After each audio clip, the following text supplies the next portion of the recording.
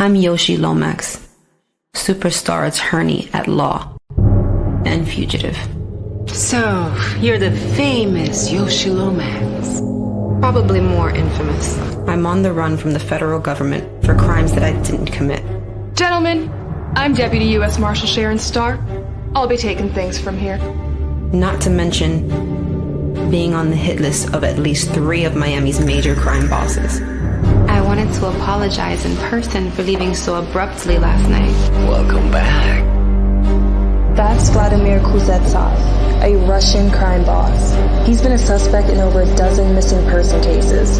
I mean, I didn't get here to be this successful for doing things the American way.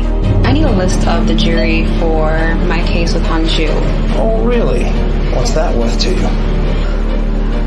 Oh, my God, you're such a good... Mr. Santana is to be released upon processing. So what do you know about Sheldon Chisholm? What do you want to know about him? I really need to know if you're going to take my case. I don't have time to play, Miss Lomax. Money is not a problem. You know anything about his case? It's being handled by agents in my field office. I've learned that in this game of life, in order to win, Ready to dance?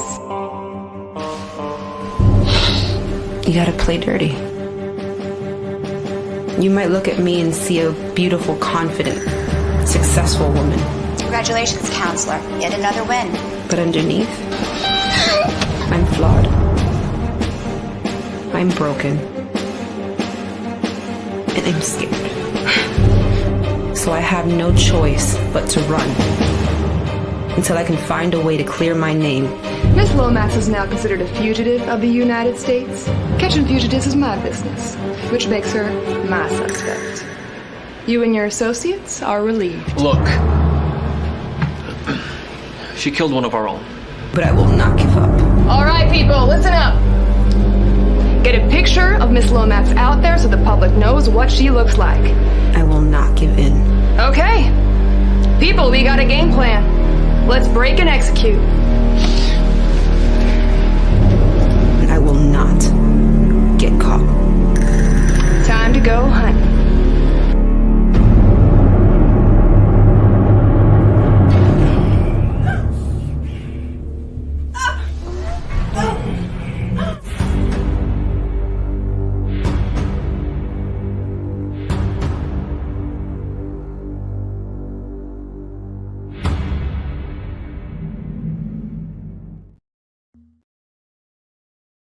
Chastity, the social media influencer and rockstar killer. Maria, from Miami. And Lucy, aspiring actress. Sydney, hip-hop lover and writer, so I'm told. And my quiet one, Mackenzie. Well, hello ladies. I'm Bella.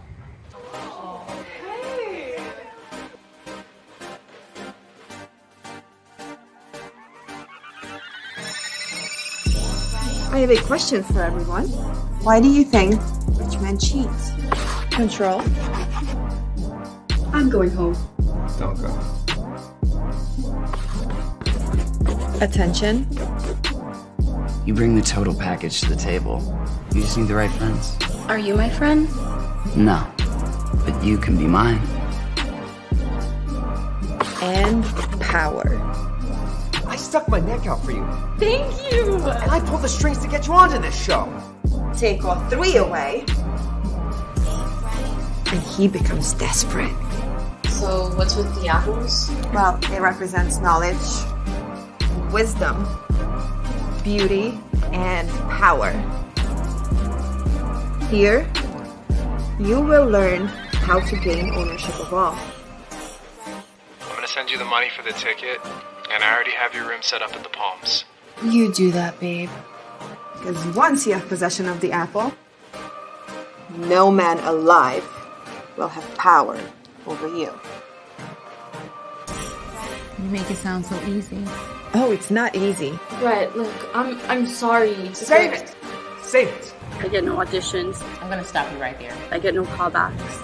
I really need to get upstairs. They stole all my money. I don't know who the fuck you think you are, but you're no better than the rest of us. Right now, they have a do not disturb until this afternoon. If they call you, great. How is he gonna call me if he doesn't? If not, charge it to the game. Make no mistake, ladies. In order to succeed in this game, you must be willing to play it out till the very end. This business is all types of savage. What are you doing? But if you follow my blueprints, I guarantee you will become a millionaire within the next 3 years. Possibly way earlier. So, are you ready to take that step?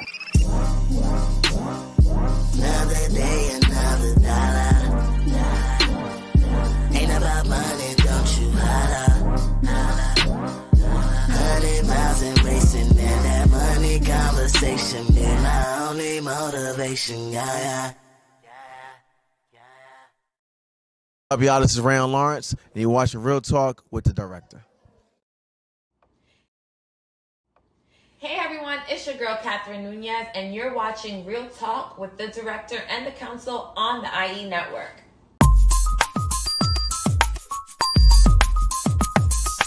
Real Talk. Hey, I'm Gina Lou, and you're listening to Real Talk with the Director on Dollhouse Radio. Hey, what's up? It's Logan Browning, and you're listening to Real Talk with the Director on Dollhouse Radio. Real Talk. Hi, this is Alana De La Garza, and you're listening to Real Talk with the Director on Dollhouse Radio. Hi, I'm Diane Franklin from Better Off Dead and Bill and Ted's Excellent Adventures. You're listening to Real Talk with the Director on Dollhouse Radio. Hi, this is Monique Capri, and you are watching Real Talk with the Director on Blog Talk Radio. Hey, I'm Stormy Maya, and you are listening to Real Talk with the Director on Dollhouse Radio. This is Vicky Judy. Orange is the new black, and I'm here with Real Talk. Yo, what up? This is Jay Ellis, and you're watching Real Talk with the Director on Dollhouse Radio. Keep it locked. Hi, I'm Rita Parks. You're listening to Real Talk Radio with the Director. Hey, I'm Issa Rae, and you're watching Real Talk with the Director on Dollhouse Radio. All I'm offering is the truth, nothing more. Nothing more, nothing less. Just the truth. What's going on? Welcome to another edition of Real Talk with the Jedi Council and the Director. I am the Director. We'll be with you for the next 120 minutes or so. Real Talk is brought to you each and every Monday by B2S Media. There it is. Da-da-da. We broadcast live via the World Wide Web on youtube.com/IE Network TV, the IE Network, and Facebook, aka Meta, and Twitter. So thank you for coming back this Monday. Another day. Another day. I'm not gonna say another dollar. Another day. Another few dollars. But anyhow, thanks for welcome back. Welcome everybody back in the chat room. Shout out Joseph Tanner, what's up? Holding us down as usual. Everyone else comes through. Want to shout out our new member of the IE Network. She's now he or she, I don't know, she now is a member. Let's shout her out right there. Mocha Cooks. There you go. She became a YouTube member. Yeah. So welcome. Thank you. We appreciate you. Just want to shout you out. Come back. Check us out. And yeah, so we got a lot of things going on. The Oscar nominations are out. Came out last week. Actually the SAG Award nominations are out as well. We'll go over them real quick too. Lot of expectations, but quite a few snubs in this Oscar. Quite a few, and I'm wondering what the hashtag is going to be this year. We had Oscars so white. What's this going to be now? Oscars so chauvinist. I don't know. It's going to be, we have no, and the reason why I'm bringing that up because there's no female directors from what I see and from what it was reported. No female directors in the Best Director category, which is ironic because there were quite a few female directors this past year. So I'd like to, you know, Lucy, you got some splaining to do, right? Um, I wonder what the Academy is gonna say. It's like the Academy is like you keep making little steps. You like one step forward and two steps back. It's like we had the Oscars so white whole thing going on. That was, crazy. And then, you know, it made some strides, had a few other things in there and they were off the radar for a while. They were happy that the Associated Press the foreign associated the Hollywood Foreign Associated Press, they had took away all of the limelight because they're a-holes and all of that stuff happened with them. So now here we go back to the Oscars. They had we all know about, of course, we don't want to keep mentioning the slap, but guess what? That's gonna always be mentioned. It's gonna be synonymous with that at least for the next few years until something else big happens at the Oscars. But yeah, I know I don't care about the whole Punisher Will Smith. That's nothing. I'm just saying it's gonna be said. It's gonna be mentioned for years to come. We said that when it happened, and that's what's coming to pass. And people might be tired of it, yeah, but still, after that last, because like I said, they're making strides. You got black program directors and all this and all these people winning now. So they're showing, okay, we're making strides on the end of diversity, supposedly, right? But now you have quite a few women directors that did their thing this year. Gina Prince Blythewood, she did her thing. It's quite she's amongst a few. That was, and I believe the director of Till, wasn't that a female as well? I think so. And there you go. That's not even nearly close to how many would, there was quite a few this year. There's like that film called Women Talking or something like that. I think that was a woman director. That was definitely a woman director. There's quite a few women directors this year, and they just didn't get recognition. We'll talk about it. We'll get into it.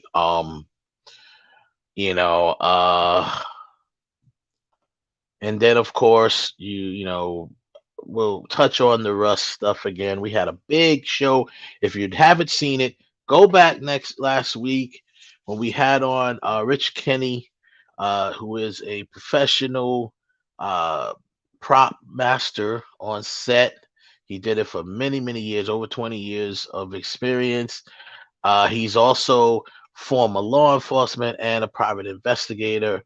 So he had some good insight on the Rust shooting when we talked about last week with the whole Alec Baldwin charges. So now just touching on it again this week on how, if you didn't see that, go back and watch it.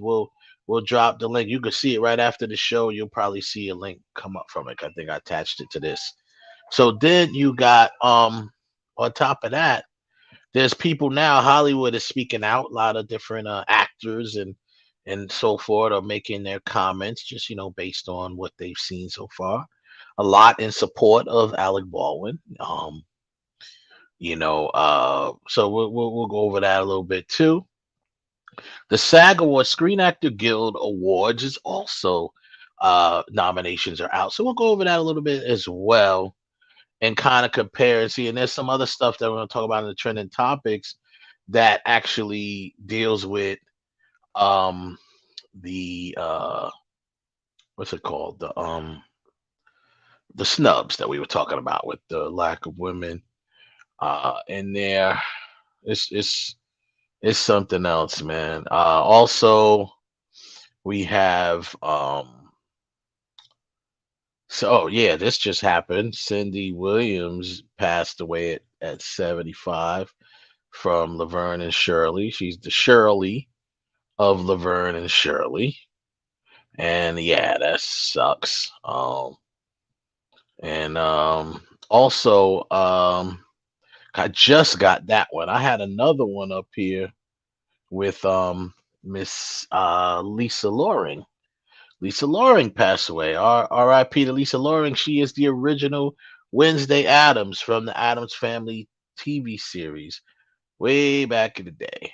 She was the little Wednesday, and she passed away after suffering a stroke at the age of 64. That's young, man, to be dying.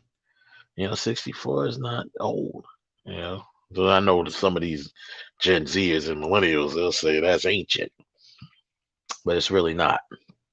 You know, 64. I mean, hell, it'll be less than 20 years. I'll be 64. 20 years go by like that. You know what I'm saying? So, um, R.I.P. to her, and condolences to the family from Real Talk, as well as Cindy Williams.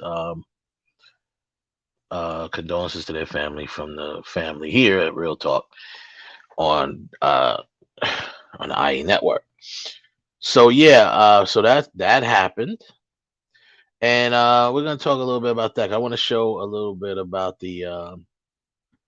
so remember Wednesday, the new show Wednesday, where Jenna Ortega did the famous Wednesday dance, the now famous Wednesday dance. But Lisa Loring did a Wednesday dance back in the day. She did her own little thing. And surprisingly, what people didn't catch or didn't really catch is Jenna Ortega did pay homage to her in her dance routine. It's just that the camera cut away when she did it, but I found the one you could see it real quick before they cut camera away. There is one thing I'm gonna bring that up and show it, but we'll talk about it, and then that's it. We'll go from there and see what else is going on. Weekend recap. We'll do that real quick, and that is brought to you by BoxOfficeMojo.com. Should be pretty much the same movies. Last weekend, January 27th to the 29th.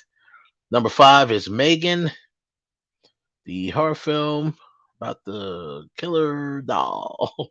That's still made at 6.3 billion, and it brings it to a 146 million worldwide. So there you go. Doing its little numbers, horror film. Then we have number 4, A Man Called Otto, $6.7 million. Brings the gross. I think that's a Tom Hanks movie. Brings the worldwide gross, domestic gross 45 million, worldwide gross of 70 million. This is Pathan. Is that what it's called? Pathan or Pathan? Pathan. I don't know how to pronounce it. That is it must have just came domestically so far, at least. It was only released in 695 theaters, so very, very small opening. It made 9 million. That's not bad to only be released in 600 something theaters. That's not too shabby. Puss in Boots: The Last Wish made another 10 million, 10.5 million, brings the worldwide gross to $333 million. And of course, Avatar: The Way of the Water. That is made another 16 million, which brings it about $2.1 billion worldwide. Once again, it hadn't cracked a billion. It hadn't even cracked 700 million domestically. I know I'm throwing shade, right? I'm just saying, we ain't trying to go see it over here. No, I'm joking.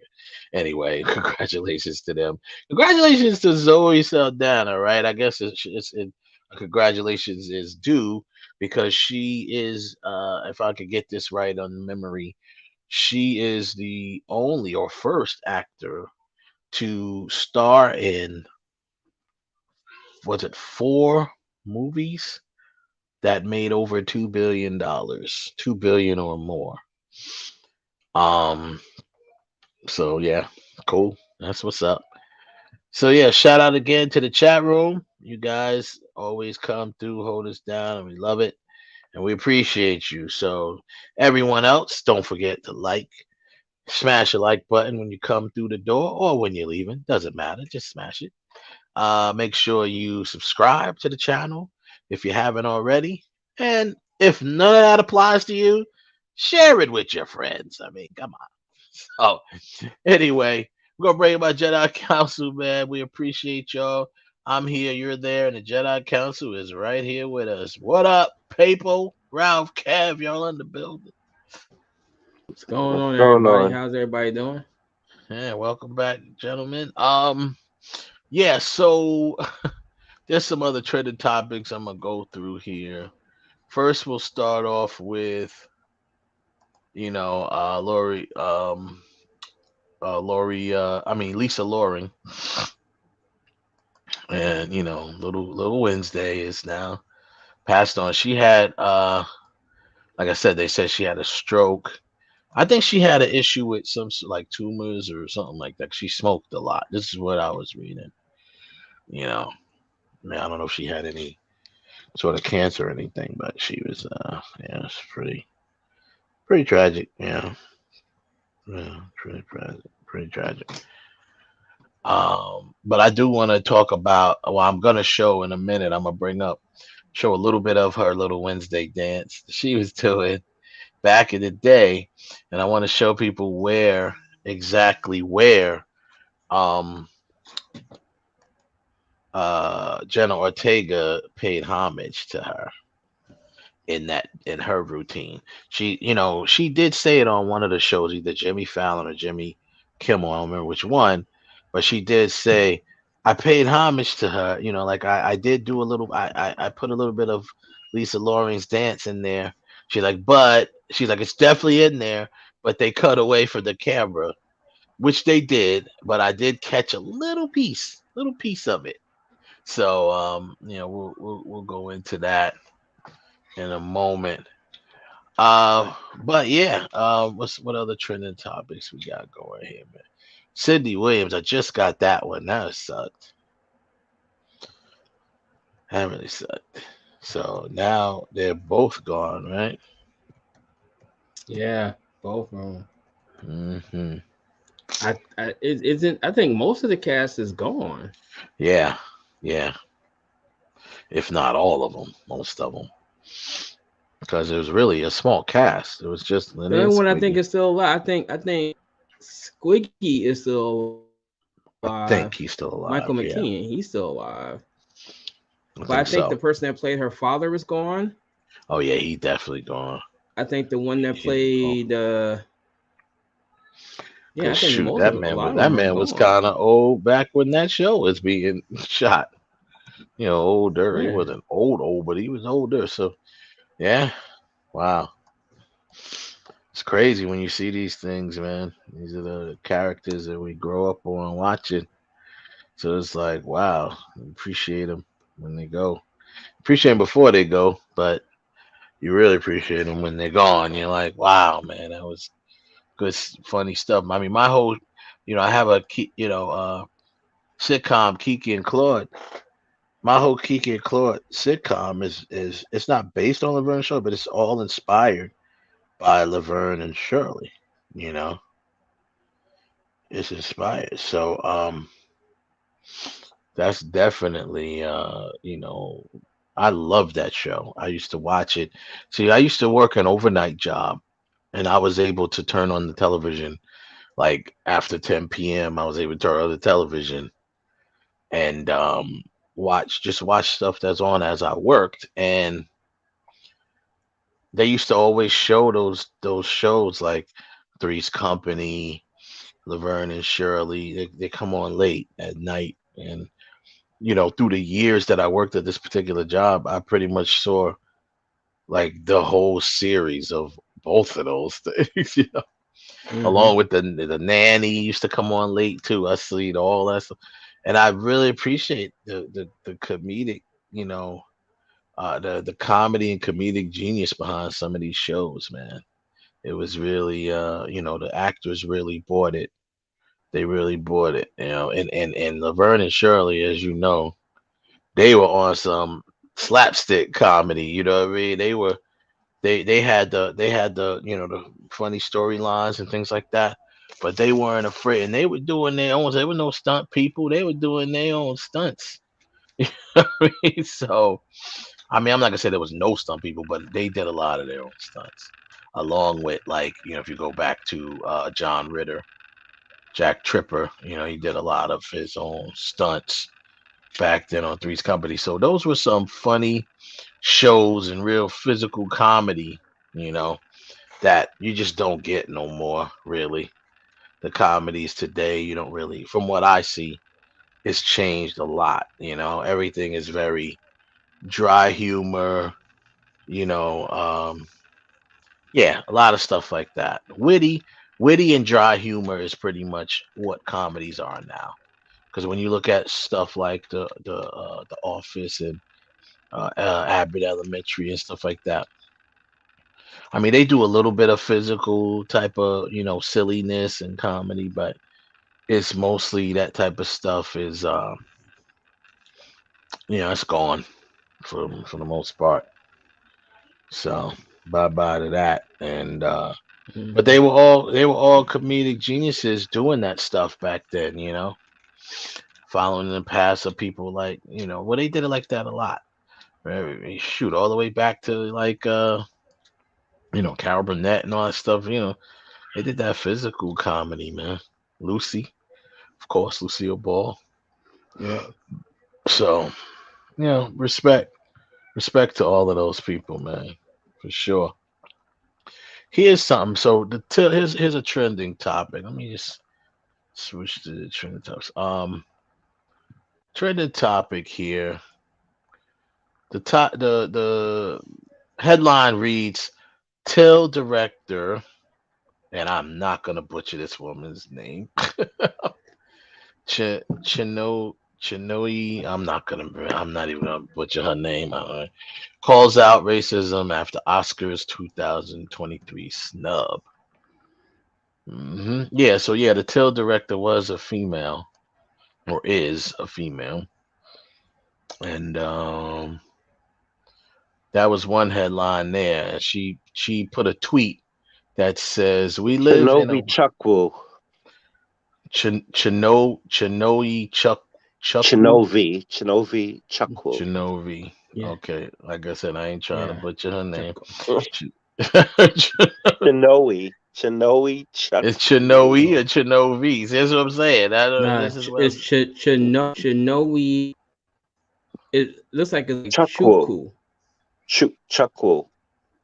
Chukwu. Okay. I'm sorry, ma'am.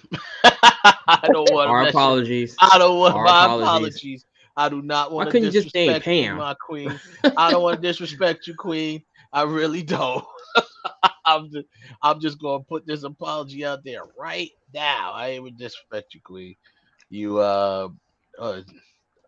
you did a good job. The easiest name was just Pam. I know. Right? Why don't we just call her Pam? We're just gonna call her Pam. No, but anyway, we're gonna call her Cece. We're gonna call her Cece. That's what we're gonna call her. So Cece, she tweets here. We live in a world and work in industries that are aggressively committed to upholding whiteness and perpetuating an unabashed misogyny towards black women. And yet, she was, I am forever in gratitude for the greatest lesson of my life. Regardless of any challenges or obstacles, I will always have the power to cultivate my own joy. And it is this joy that will continue to be one of my greatest forms of resistance. Well said, Queen. Well said. Well said, because they will never allow us to tell our stories the way they supposed to. Not truly, not the way they as I was going to say, they will not. They will never. They will not. Any story that will take the limelight away from their story Any story Their version, black, their version of yeah, the story. of the story. Right. Any story. Let's be real. The greatest story ever told was the Holocaust. Unfortunately, that will continue to be told. Unfortunately, and they will not allow any story to be told greater than that. Mind you, they killed Jesus, but anyway. But so the thing is, I definitely agree with, not agree, but I mean, I definitely feel what she's saying. I mean, the bottom line is, like I mentioned at the top of the show, there are, no female directors in the best director category of the Oscars. Not to mention that the young lady, the young woman who played Emmett Till's mother did not get a nomination. And this is why we need to stop watching these shows. This is why we need to start putting our money into our own, like we do with our businesses, like we're starting to do with our banking and everything else.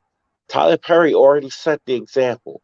We need to start building our own studios. We need to start telling our stories the way they need to be told and stop wait. Because basically every time that we and I'm saying we collectively, black and brown, we're all brown. I don't care what nobody says, but regardless of whatever, it's time that we stop with the white validation, because that's what it is. Wanting to be in these award shows, we want their validation.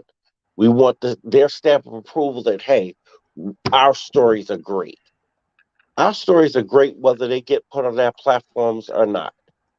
And what we need to do is, later for their platforms, later for their award shows, we need to start putting our money into ourselves and telling our stories without their help, and just leave them alone. Well, here's the issue. I mean, here's the problem. What's the problem? What's the problem? The problem is that's great. That's all fine and dandy, and a lot of people. There are some people, and there's a lot of people that share your sentiment or share your view. But we have to be honest with ourselves. We don't even have any black gatekeepers, bro. We don't. That's the problem. That's the Well, that's what I'm problem. saying. We don't even have That's any my black that's my gatekeepers, and they're that not that but looking to that be. Let me finish. And they're not even that's looking my to be point. gatekeepers. The But ones that's my that point. have the money, because That's this is my where it point. starts, right? That's my Filmmaking point. takes money, right? That is my point. There is enough black money in Hollywood to where we could tell our stories. We don't have to be gatekeepers. That's the whole point. The whole problem is this gatekeeper concept. Tyler Perry showed that we can walk right past that. We don't Yeah, need gatekeepers. but here's the deal. We could tell our stories without the gatekeepers. We can get distribution. We can get these movies The only made. way that's going to be possible now, and it's very possible now, is if they or whoever, I mean people who, production companies, whatever, black production companies, really take advantage and flood the new market of distribution, because it's going to be tough to do it the quote unquote old fashioned way. It's going to be tough because, once again, now We you're don't talking have to, but about that's the a point. whole. We don't have It's to gonna. do it the old-fashioned So way. you don't have. That's what I said. You have to go. You have to go the new way. The new way that's now been given to us, which is, going through the streaming, and they said starting off that way, at least because all of these streamers, the big streamers, they're just becoming studios. So, if you get in with them, you can make movies, make money, a lot of money, and tell stories that you feel true to yourself, to your culture. But this is the thing, though. When it's all broken down, Kev, cats is selfish.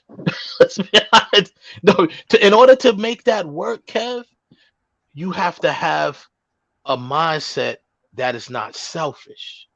You can't have a selfish mindset and make that work, because and that's where the problem always comes in. I always go back to that. And that is what I always criticize, specifically our people, for doing. Because if you look back, you look at Steven Spielberg, he's Steven Spielberg. But before he was Steven Spielberg, he was some dude in college, filmmaker, But he out was of college. Spielberg. Wait, He's listen. Let's keep no, it a let me buck. finish. He's Jewish. Yeah, He, well, he, that as well. But my point is this. You let me get to my point. It's like this. Steven Spielberg, you know, George Lucas, you don't get it. You don't. Francis Ford Coppola, they all came up together and they decided to help each other, right? That's where it starts. That was before they became who they were. They were making each other's films. They came up together, Yes, they and did, right, and there and they but worked here's the together. but the problem with that is A, they're white. B, they don't have they didn't suffer from the institutional racism that we suffered from, which is globally. It ain't just here. That's yeah, but no, If but you wait, Kev, wait, what you let me talking finish. about If is let me not what I'm finish. talking about. But no, but that is the point. The reason why we can't get together is because we've been we've been separated to the core. We've been separated to the core to the point to where it's like once we get a little bit, it's the Daffy Duck. And notice that reference to the cartoon of what color Daffy Duck is. Mine, mine, mine, mine, mine, mine, mine. You get it and you hold on to it because you've accomplished and you've gotten so far, and on top of the validation that comes with it, so now you have to stay in your corner. You don't, because you don't want to upset the balance of power. And it's not just here, it's in Latin America, it's in Europe. The only place that it's not really effective like that is in India and Africa, All right, where so they make movies unapologetic with no problem. right, so here's what I'm saying about that. Now, with you saying, I'm not denying anything. Never mind, I didn't say nothing. I'm not denying anything. I'm not denying anything you're saying. But you got to start somewhere. At some point, we have to drop the excuses. We have to just go ahead and do it. Period. That's my point. That my whole point is we have to start exactly what I said. Yeah. We have to take the initiative. We have to stop worrying about the quote unquote gatekeepers. We have to stop worrying about who we're going to upset. Oh, we don't want to accept this one. We don't want to. We have to make sure that it fits into the demographic of what they deem is acceptable. Yeah. Wait a minute. Wait a minute. I need. Kev, I kind of sort of get what you're saying. However, I'm looking back at the past 30 some odd years of movies, and you do have directors that black directors certainly we can't say that concept without Spike Lee, though the Hughes brothers that have made things that are controversial or telling their story. Singleton, right? But West is absolutely right. On one hand, you do need a gatekeeper. You don't need many. You need at least one. But you also have to drop the "it's all about me" act. If we're sick and saying, "Hey, look, we're sick and tired of the treatment that we get in Hollywood. We're sick and tired of not telling our stories." Look at that statement. We're sick and tired of not telling our stories. It's got to be an us thing. It can't be Spike against everybody else. And then when he looks for backup, there's where you at. There's nobody there. Mm-hmm. That's where it's got to be. Now, Tyler Perry, I give you Tyler Perry, but even Tyler Perry, he can't do this on his own, and he has his own because distribution comes through Lionsgate. He doesn't self distribute any of his stuff. It goes through No, somebody he else. does. But Ralph, my point is, he doesn't wait for Hollywood to give him. He doesn't wait for Hollywood. Those people understand what he's trying to do. Those people understand that, you know what? He's trying to make money. And guess what? We're gonna get a piece of that money. Of So course, because that's what it boils down to at the end of the day for the exactly. executives. They only care about money. Spike Lee's With Tyler problem. Perry, but even with Tyler Perry, take away the Medea's movies, nobody goes to see. Nobody really supports Tyler Perry except for the Medea movies. No, that's Ralph. That's a lie. Go that's look a lie at because I support every movie that Tyler Perry does. I go to go see it. When you say nobody, Kev, he don't mean you. I don't mean a lot of times. The a lot of times, Kev the masses holds people to the standard that he holds himself, and that's a mistake because you are an extraordinary individual. You're different. You're not like everybody else. Not only are you a filmmaker, you're a film lover, and you put more into stuff that other people don't. That's just a reality. And when you hold people to the same standard that you hold yourself, that's where you're going wrong. It's going to let you down every time. You know what I'm saying? That's what I'm saying. You're not selfish. That's why it's easy for you to say that. You know what I'm saying? It's easy for all of us to sit here and say, but I'm thinking about it in reality. I'm like, you're 100% right about that. But it starts somewhere, and it has to start with, and when I use the word gatekeeper, I'm really just mean the people that got the money to get things moving. Because if you had a Tyler Perry who's got the money, right, and the means, and if you had I always use Oprah Winfrey because she has that much money, or even Will Smith, whatever. But Will Smith does have a distribution company, so you got these people who got them, because it all comes down. What was that song? It all comes down to the money. That's what it comes down to. But it all comes down to the money. But it also boils down to making outlets for people to be able to make the moves they need to make, like Will and Jay-Z, as putting their money together to make as many films as they did, which only a handful, but they made enough to where Will now has his own distribution company. Right, but now we can go even further.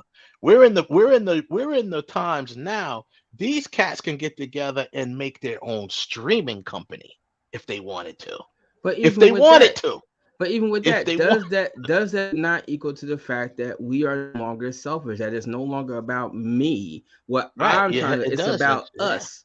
And I'm sorry, you can't do until a mass sit there and say it's about us.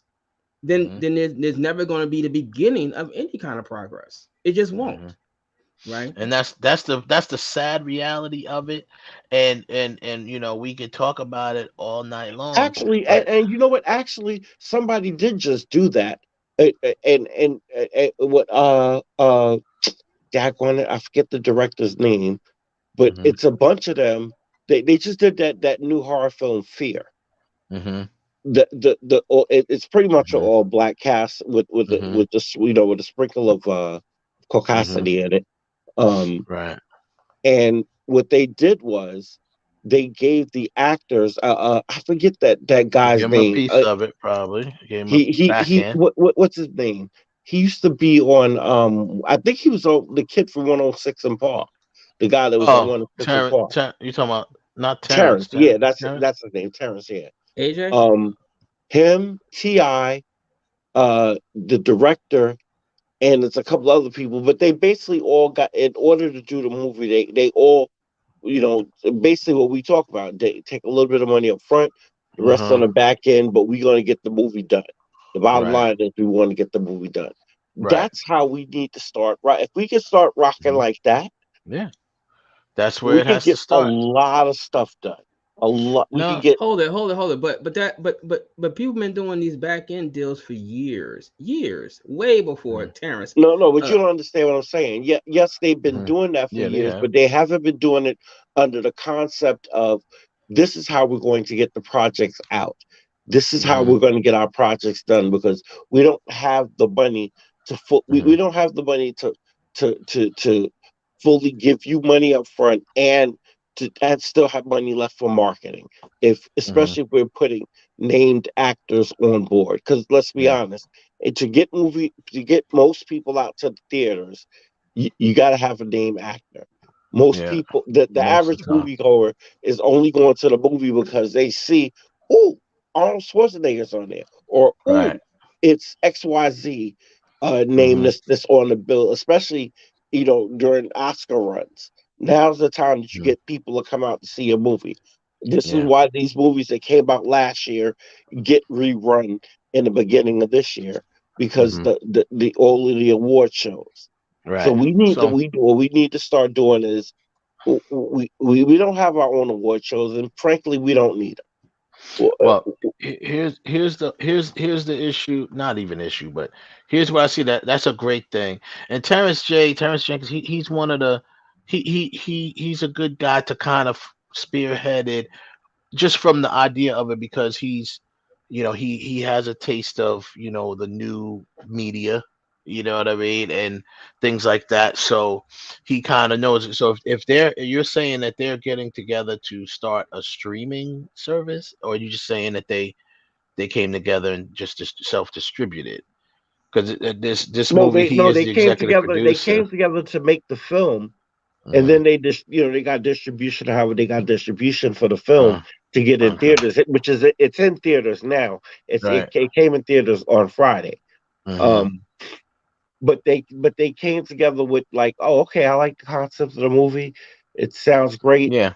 Oh, okay, so all right, so this is all you Yeah. got to give me. Okay, so I'm gonna take this up front and give me whatever on the back end. But Well, but they did it with the they didn't do it with the intent of you know they basically did it with the intent of we got content, we have a movie that we want to put out, and this is the way we need to get it out, because the money that we probably could be spending on Yeah. get paying an actor $1 million to come on. We can give you 100,000 and take 900 and put it towards marketing later Right. on. So here, okay. So now, what we need from what we need to spin off from this is, when it comes to, okay, he was executive producer, then you had Ti, executive producer. They had, in this cast, no one really, no big name or nothing like that. Recognizable faces. Joseph Sikora, he's a recognizable face. That's Tommy from Power, right? Who? He Joseph Sikora, he plays Tommy from Power, from the Power series. So, I see his name in there. He's a recognizable face, especially to, the more urban crowd, if you want to call it, the people who watch the demographic that watch Power. Then you got, well, T.I. is a name because he's T.I., and so that's cool. But other than that, the most of them here I see, more like newer faces. That's fine. You only need one or two recognizable faces to sell a movie. But what I'm thinking is this.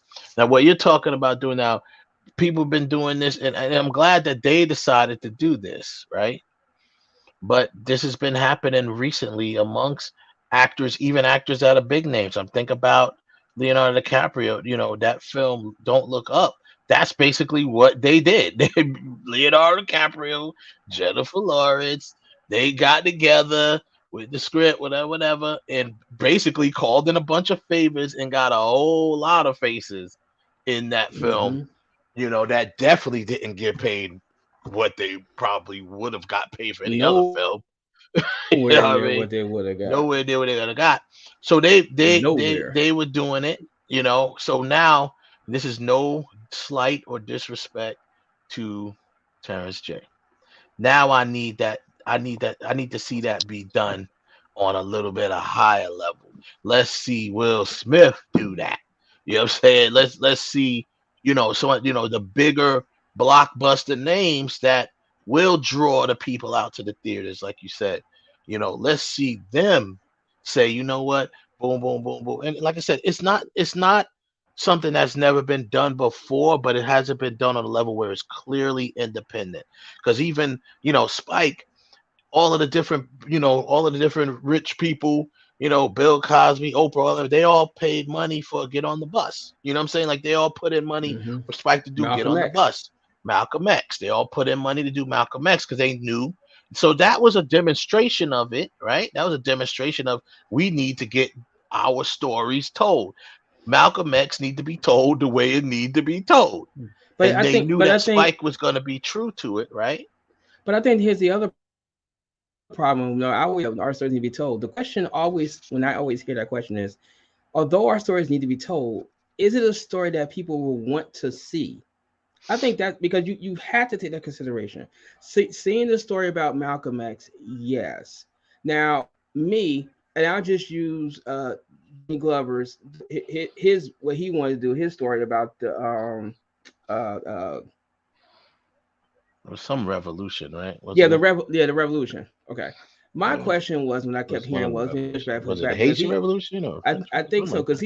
because he already had played a figure in that before for HBO movie.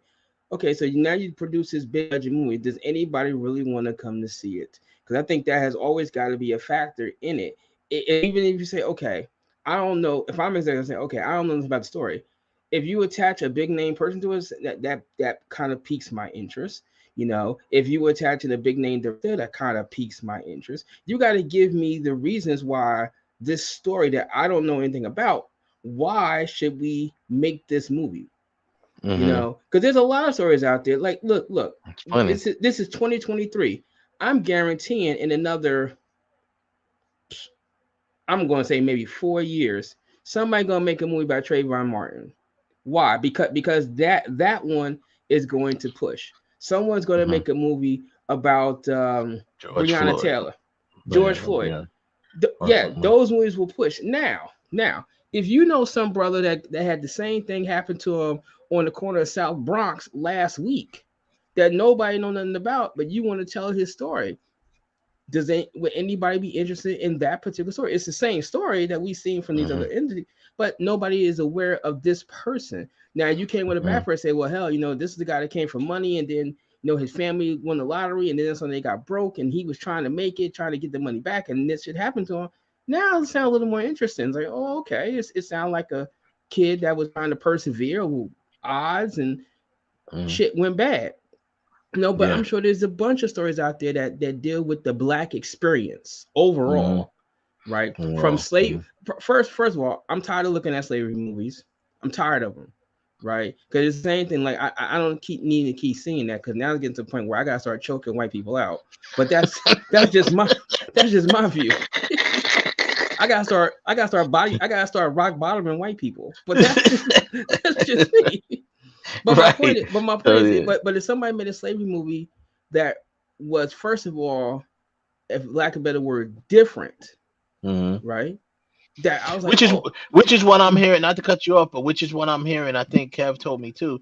Which what I'm hearing about Will Smith's movie. I hear that it's something different. I hear that it's different. You know what I'm saying? So that's cool. You know what I mean? Yeah. Like I personally, that's the point. The Birth of a Why Nation. are we? But hold on. I'm listening. Okay. I think there's a reason why people are tired of slave movies. It's because of the way the story is told. Massa, yes, Massa. We gonna do it your way, Massa. Yes, Massa. Like that's the embodiment of the story. Here's a man with a whip. Here's a man on the receiving end of the whip, and that's all it's portrayed. It's never, it's never the intricacies of the story, and that's the problem. The historical shape of how these stories are told.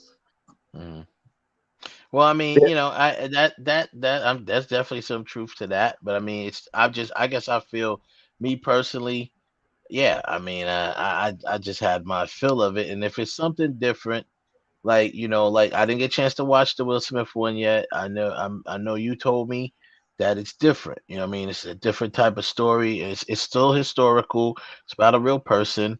You know what I mean? So that might make it a little interesting as well. These are things that I say to myself before I turn on a film that I don't really want to watch. But I didn't really want to watch The Woman King, but I watched it. You know what I'm saying? Like I just was like, That was good. That and was it a was good good. movie, It though. was That it was a was good good film. movie. You know, it's good film. I was thoroughly Yeah. entertained by the Woman King. Yeah, it was You good. know? Which is back to what we, I don't want to get too far off track, but that goes back to what we're talking about. That film did not get nominated for anything. No. That and there's a problem right there. And I don't, and to be honest with you, as much as I know Kev, his intentions, but that's not necessarily the answer either. Just saying, well, screw them, let's do our own thing. Well, yeah, you could do that, but there's a progression to that. There's a time frame to that. There's something that you know what I mean? And it doesn't always have it. The reason why I see that, and I'm not saying that I want to be accepted by the white people's shows, but it's like, listen, no, I just want to be seen as a filmmaker, because I told you before, I always tell this story. I was on a show being interviewed, and I got asked, I was on with other black directors. I've told this story before, and I got asked if, as a black director, do I feel compelled to tell quote unquote black stories? And my answer was no. Everybody else said yes. And I was like, no. And why? I said, because I don't know what a black movie is, or a black. I said, yeah, we know that we all go through different experiences as different cultures, but I don't feel compelled to tell those stories. I just feel compelled to tell a story, whatever that story is, and whether it's about black people or not. Will I eventually tell those type of stories? Yeah, but I gotta feel I'm only gonna tell a story that I feel I need to tell. If not, then I'm not. I don't feel compelled. I'm not gonna sit down at my computer at a blank screen and start writing a story that I think is for black people because I may miss the mark anyway, thinking I'm writing a story that I think is a black story. I'd rather just create a story and just write it. That's it. And I want to be seen. I don't want to be seen as a black filmmaker. I want to be seen as a filmmaker. I just happen to be black. But I gotta chime in on that one. And something else I think I was gonna say, like, we as much as we're sitting here, we're talking about we need to come together to make our own stories. I'm sorry, y'all not gonna nobody miss me. Most people don't come out for our stories. Black people don't come out for our stories. There's a bunch of movies that I can name off that we all now love, that the bulk of people that saw it didn't go see it in a movie. Theater. Right. They saw it on VHS or DVD or cable. Love. You can go start with Love and Basketball. You can start with Love Jones, and so many others that we now look at like, oh man, that's a classic. That's a classic movie. But it didn't make the money in the theaters. But you have to also remember, at that time, we weren't classically going to the movie, and also I'm gonna be honest with you. Wait, let me finish what I'm saying before you go off.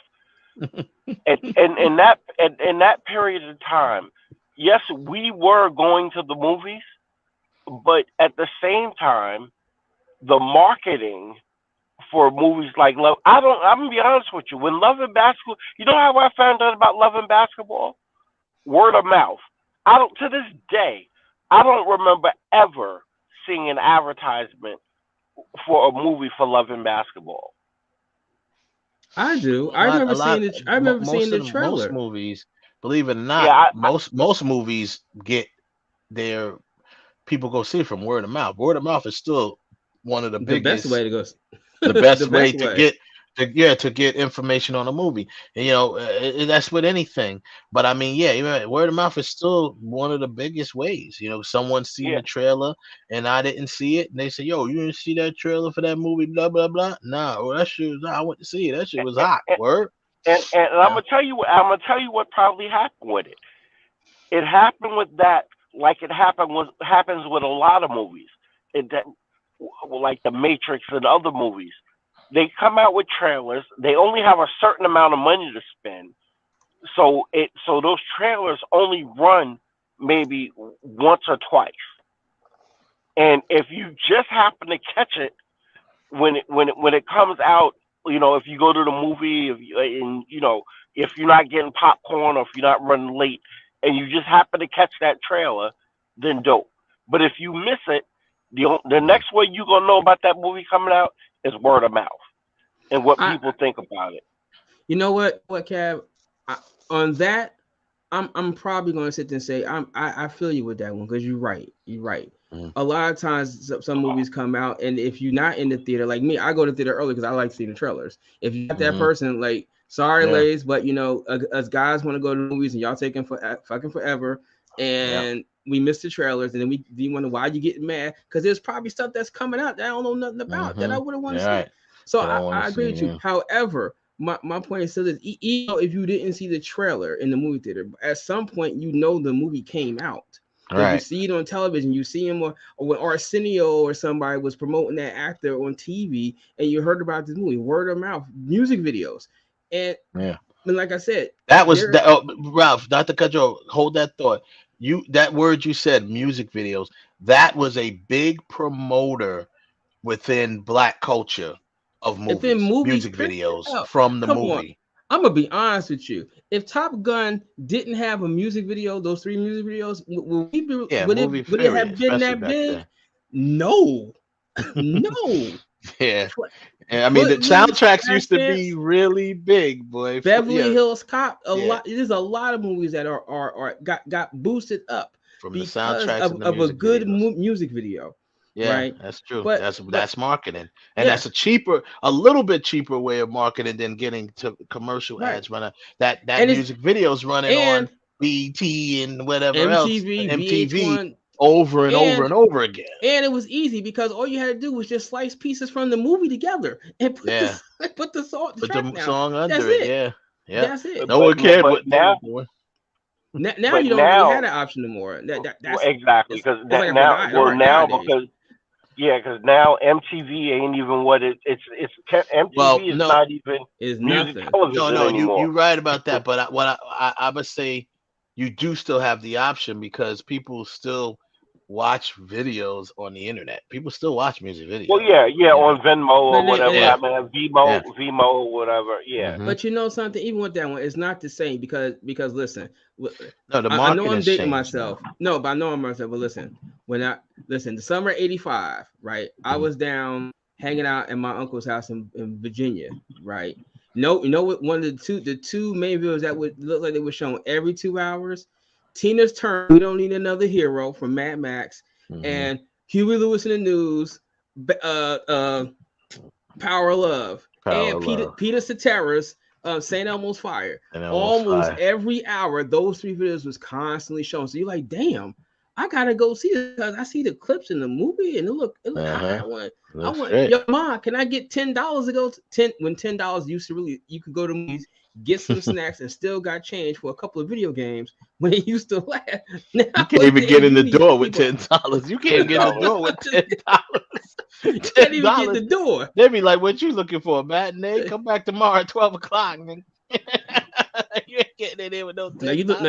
Now you looking for $5 Tuesdays or something. You ain't coming in here today, right? But what I'm saying is that as much as I feel you saying I agree. We need to come together. We need to tell our stories. But our question I always ask is the story that's going to be told.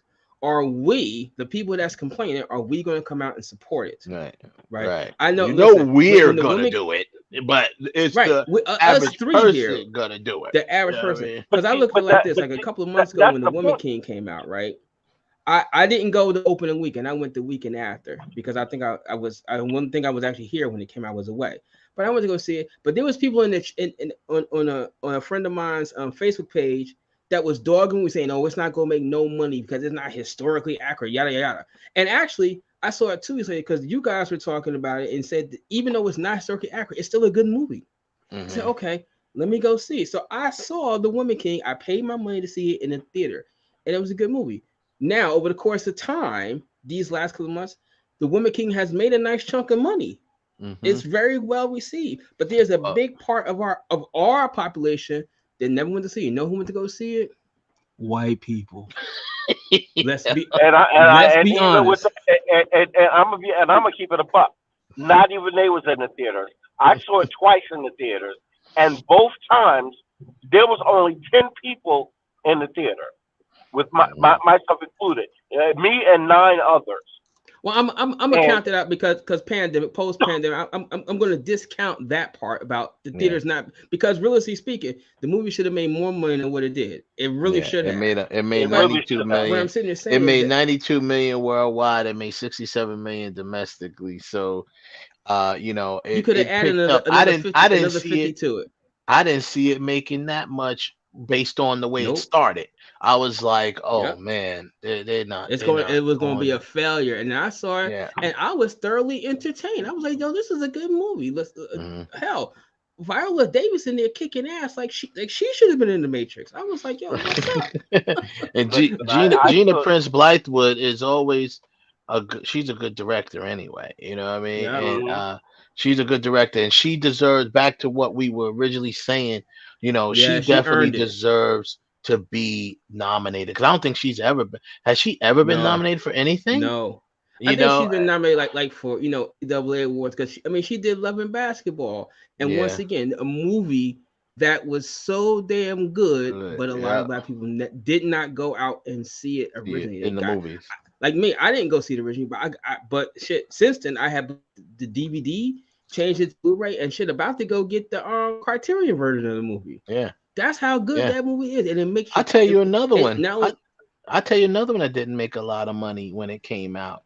Now this came out at the end of the 90s, 1999. The Best Man, another really good movie that people didn't go see. It only made $34 million. Now it's a success based on how much they paid to make it. Don't get me wrong. That's worldwide. And basically, you might as well say that's domestic, because it only made like 400 something thousand internationally. But so yeah, now that's a success based on what their budget was and stuff like that. Financially, it was a success, but you would guess that it would have made a little more than that. Yeah, worldwide. that now that it's a TV here's show. Here's the thing, and here's the thing: the reason why that movie didn't make money. If you look at the international money, is because the one thing that they always say about international is that black people are not heavily supported internationally unless it's a big name. Right. Now, mind you, those are smaller names, but also even on the American side, the reason why white people don't go see our movies is because they don't look at us as human beings. Well, I mean, I'm not. You can't. The views expressed by Kevin Healy is not necessarily the views. Well, Real talk. I'm not putting everybody. If it said Denzel, yeah, they're gonna go. No, but hold on, let me finish. Excuse me. When I say they don't see us as human beings, what I mean is they don't see us when we get married. They don't look at us as being, when we get married, like, oh, we don't have the same aspirations as they do when they get married. Like, we don't want the $100,000 wedding. Like, we're not trying to do that. Which in most cases, just like any other young person that gets married at that age, you trying to spend a ton of money. You want everybody there. You want everybody. This is your day. You want everybody to see that you and your girl, or you and your husband, whatever the case may be, are getting married, and that they don't think that we have the same type of stories that they have. And that's part of the problem why we don't get the turnout for our movies. But he's talking about they get black out. people. He's talking about black people. I might agree with that one because it's very I know possible there was what you're saying. I know there I'm was not, like I'm two not other denying what movies you're that came saying. out I just about don't like weddings. the whole blanket statement. I don't like putting everybody in one box. I don't like to do that. Well, but that's what it is. But it is that the bottom line. That's what it is. whether we like it or not. That's what I it don't is. believe that. I don't See, I believe might that's No, always the on that story. on that on that I on that believe one. I that they might. don't have interests. I do believe that. I believe that a white person may not decide to go see The Best Man. They see it's an all black cast, whatever. They may not have the interest. Yes, I believe that. You know what? I don't believe that everyone says that what? they Here it don't is. look at us as human I'll beings. give you a perfect example. Death at a Funeral. Yeah. That movie was funny as fuck. Yeah. Funny. Like, I didn't even think that movie was going to be as funny as it was. Mm-hmm. That movie was freaking hilarious. Yeah, No white turned out in the theaters. Mm-hmm. But when word of mouth started to hit about how funny that movie was, when it hit video, it was too late. It was too late. But the numbers went up for video on demand, and for watching it on digital.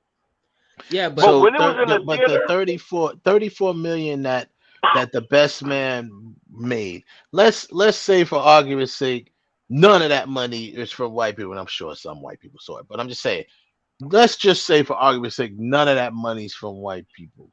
Why did they not make more money? That's my point. But the point that Ralph was making is sometimes what frustrates filmmakers, because I'm one of them, what frustrates black filmmakers is that not all the time, more times than none, black people don't support it like they should. Yeah. And that is a fact, Kev. It's a fact. You just look at the numbers. When did I ever say that? When did I ever say? No, I'm not saying. I'm not saying you not saying. I'm just making that statement that that's a fact, because the numbers don't lie.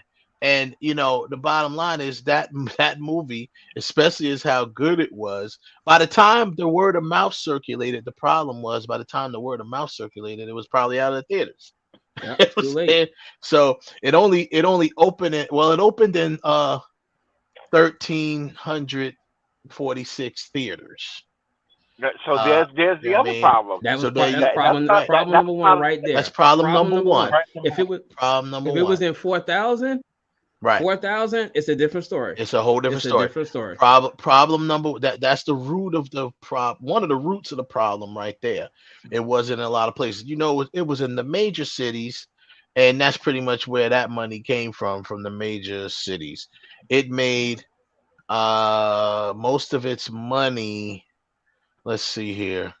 It came out on October the 22nd, 1999.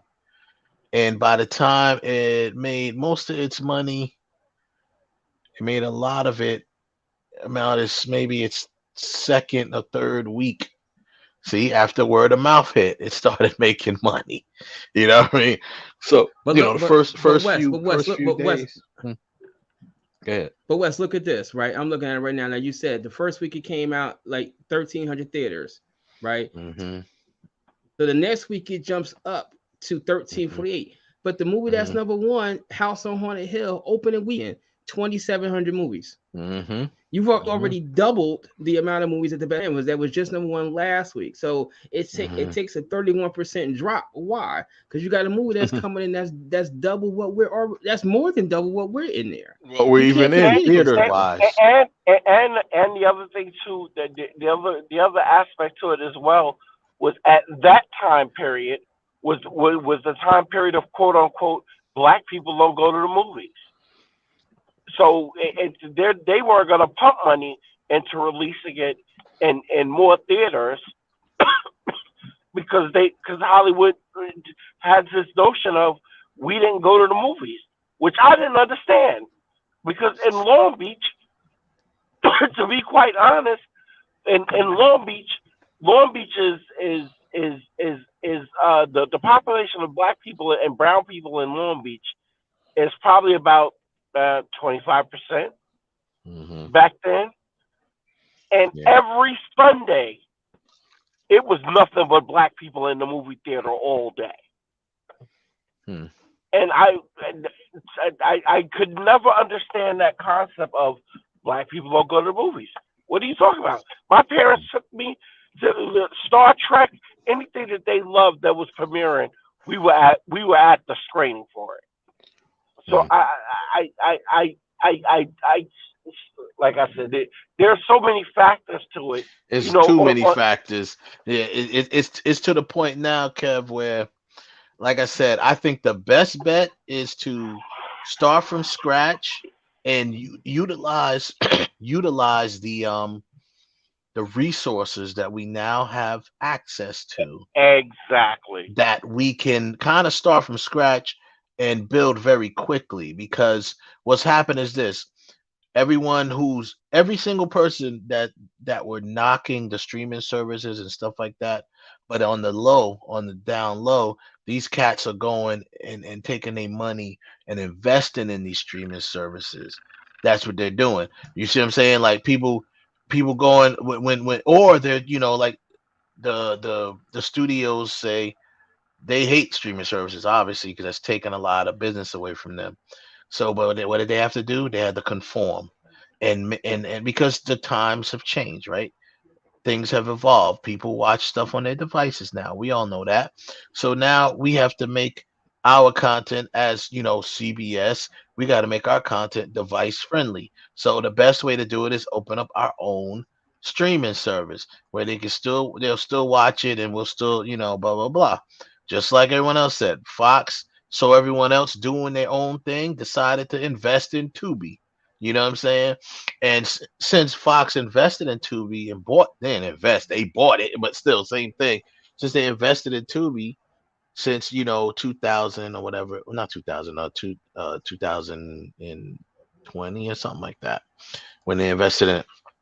And since they did that, it has evolved. Its viewership has went up, and this, that, and the other. Because now they're about to start offering, live television and stuff like that on it. So, so my point is, all we need, or what the culture will say needs, is someone. Because see, Terrence J and them doing what they doing is great, but you need somebody. You need at least one person who's got them pockets to put behind, because at the end of the day, that's what it's gonna cost.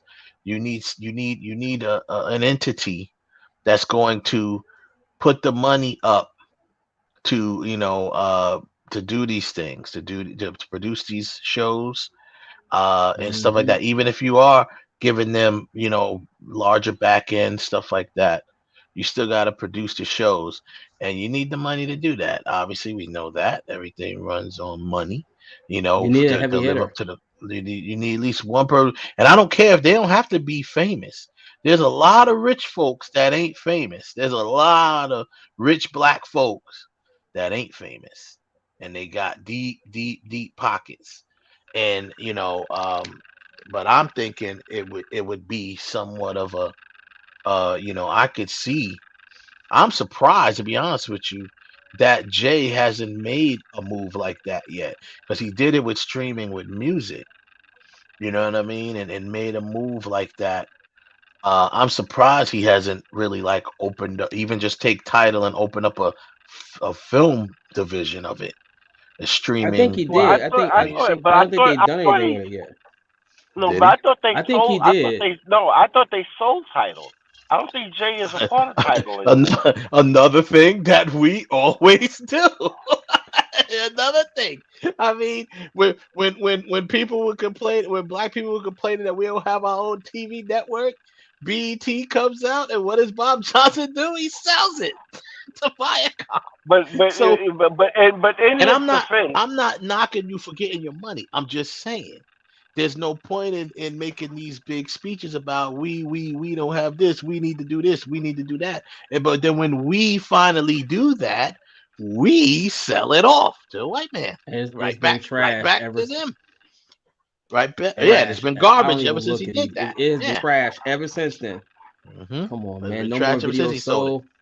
Right, because now we won't even get back to go down that rabbit hole again. Now he done gave it back to them so they could just flood it with garbage, and to try to influence and don't even get me. Let me kick this well, soapbox away. but honestly, it's not really a lot of garbage on BET right now. I One, I wouldn't think know because Tyler I ain't Perry. watched it in years. I haven't Listen, watched it I in years. sat there. When I was in LA, my friend Gianna, right? Shout out to my homegirl Stills, but she watches that show, The Oval, right? And I was sitting there editing some pictures, and The Oval was on. And she's like, "Damn, this is some bad acting," and it really was. Look, listen. I get Tyler Perry, and I know somebody out there going to knock this. I get Tyler Perry. I'm not going to sit there and knock what you do because you've done a lot of shit. But bro, some of your stuff is garbage, man. Listen.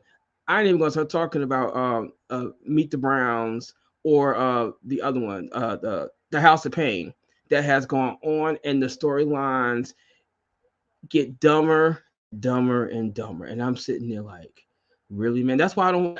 That's why I can't watch one of your TV shows right now, man. And then you got Sisters who started out pretty good and it's going down. You got another one, I think it's called Brothers, that is just buffoonery. It's like an over exaggerated black lifestyle experience. And like, this is no. We don't talk like that. We don't all act like that. If you saying this is for a television show, I want to tell real stories and make it a real story. Don't give me this exaggerated crap that you've been putting on.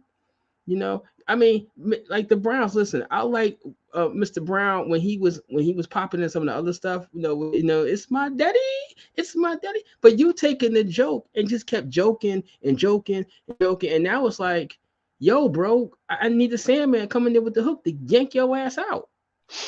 Tyler is doing what Prince did. He's now, how Prince flooded and did so much material. Some of it's when you put out so much stuff, all of it is bound to right. All of it's bound to not. Some of it misses. Yeah, some of it misses. Perfect. It's been a lot of misses. Some of it misses when you put so much of it. Like Prince. Prince pretty much survived off his fan base for a very long time because he was putting out so much. And then, of course, when he had the whole situation, he's putting out trash on purpose pretty much because he just needed to fulfill his duties with his contracts. But what I'm saying is Prince still made a lot of money because he was selling to a specific market, and he was one of the first, if not the first, to really start selling the stuff on the internet and having the money coming directly to him. So obviously where he was with the record label and made pennies, and then he's making $8 a record, and just his fan base alone will all his good stuff was on the net. Crystal Ball was on the net. That ain't come from Warner Brothers. Nah. He's like, nah, B. I'm gonna get this to my fans. I'm gonna give you this. For Warner Brothers. I'm gonna give you stuff that I did that I didn't think was good enough. I'm gonna give you the stuff that I didn't think was good enough for my album. Just to fulfill my contract. He like homeboy from Seattle. It was like, I'm just here so I don't get suspended. I'm just doing this so I don't get suspended. Tyler's kind of falling into that. He's doing so much, and a lot of things is he just, from what I heard, he finally has started to spread the responsibility a little bit. Another thing was he was doing everything. He was writing everything. He was directing everything, and that's good. But bruh, if you're gonna put out all that content at some point, now don't get me wrong. Don't take this wrong, people and Tyler Perry fans, because I love Tyler Perry, but I respect Tyler Perry. I'm not even going to. I don't even constitute myself as a Tyler Perry fan of his work. I'm a fan of him, right? So anyway, but at some point, bro, and I know you employ damn near nothing but black people, but you got to start putting black people in above the line positions, my dude. You got to start doing that. That comes with him having to trust people to be able to put, and basically now that he's in a position now to where he doesn't really have to do anything. Right, he can exactly. Come up with the ideas. Right, come up with the idea and do it together. He has to trust them. But here's my thing: is you're also in a position where if you don't trust nobody, then mentor people, create your own people that you know are gonna do it the way you have your proteges. Like it to be done. Have your proteges. Or do what Hollywood did in the early days of Hollywood. They put those those ads in the back of magazines and newspapers, Mm-hmm. looking for scripts, Yeah. looking for new ideas for I mean, XYZ, and then like I just said, steal well, their shit. he may not have the trust for that, but he could always take. I mean, let's see. You know, But that don't take trust. Ernest Dickerson was Spike Lee's director of photography for so many years, and then he started branching off. He learned because remember when we had Miss Winsome on here, we had Winsome Sinclair on here. She told you everyone who worked with Spike Lee, you were like at a master class every time. So at least he's learning. And from what I heard, I've spoken to many people that's worked at Tyler Perry Studios. They said Tyler Perry is the same way. He does make, he helps you. It's affectionate to that. But what he does is, as opposed to Spike, really kind of like reeling you in as almost like a student. He's more of a lead by example, and he spreads knowledge to you for sure. But then he also encourages you to go out and do your own thing, right? So, which is nothing wrong with that. But what I'm saying is, for your empire, for your thing that you're doing, you can't do everything because number one, we all know as a creative, sometimes you have to breathe to come up with something dope. You know what I mean? You can't just be like, yo, I got so many ideas, and yes, now you got the money. I mean, hey, if I got Tyler Perry money, I'm making all my ideas that I had. You know what I mean? So I'm like, yo, I'm gonna make all these, but I got about 20 movies to make before I start, taking a break. But the thing is, it's starting to get redundant. Yeah. His stuff. That's the problem. Yeah. So he needs to take a break. Take a break. You know what I'm saying? Be like, yo, bring your one of your mentor, one of your proteges in, someone who you trust as a director of photography. Director of photographies, directors of photography, most of them they go on to become filmmakers because they are filmmakers. They're picking the shots, they're making the shots that helping the director create his vision. You don't think they can direct?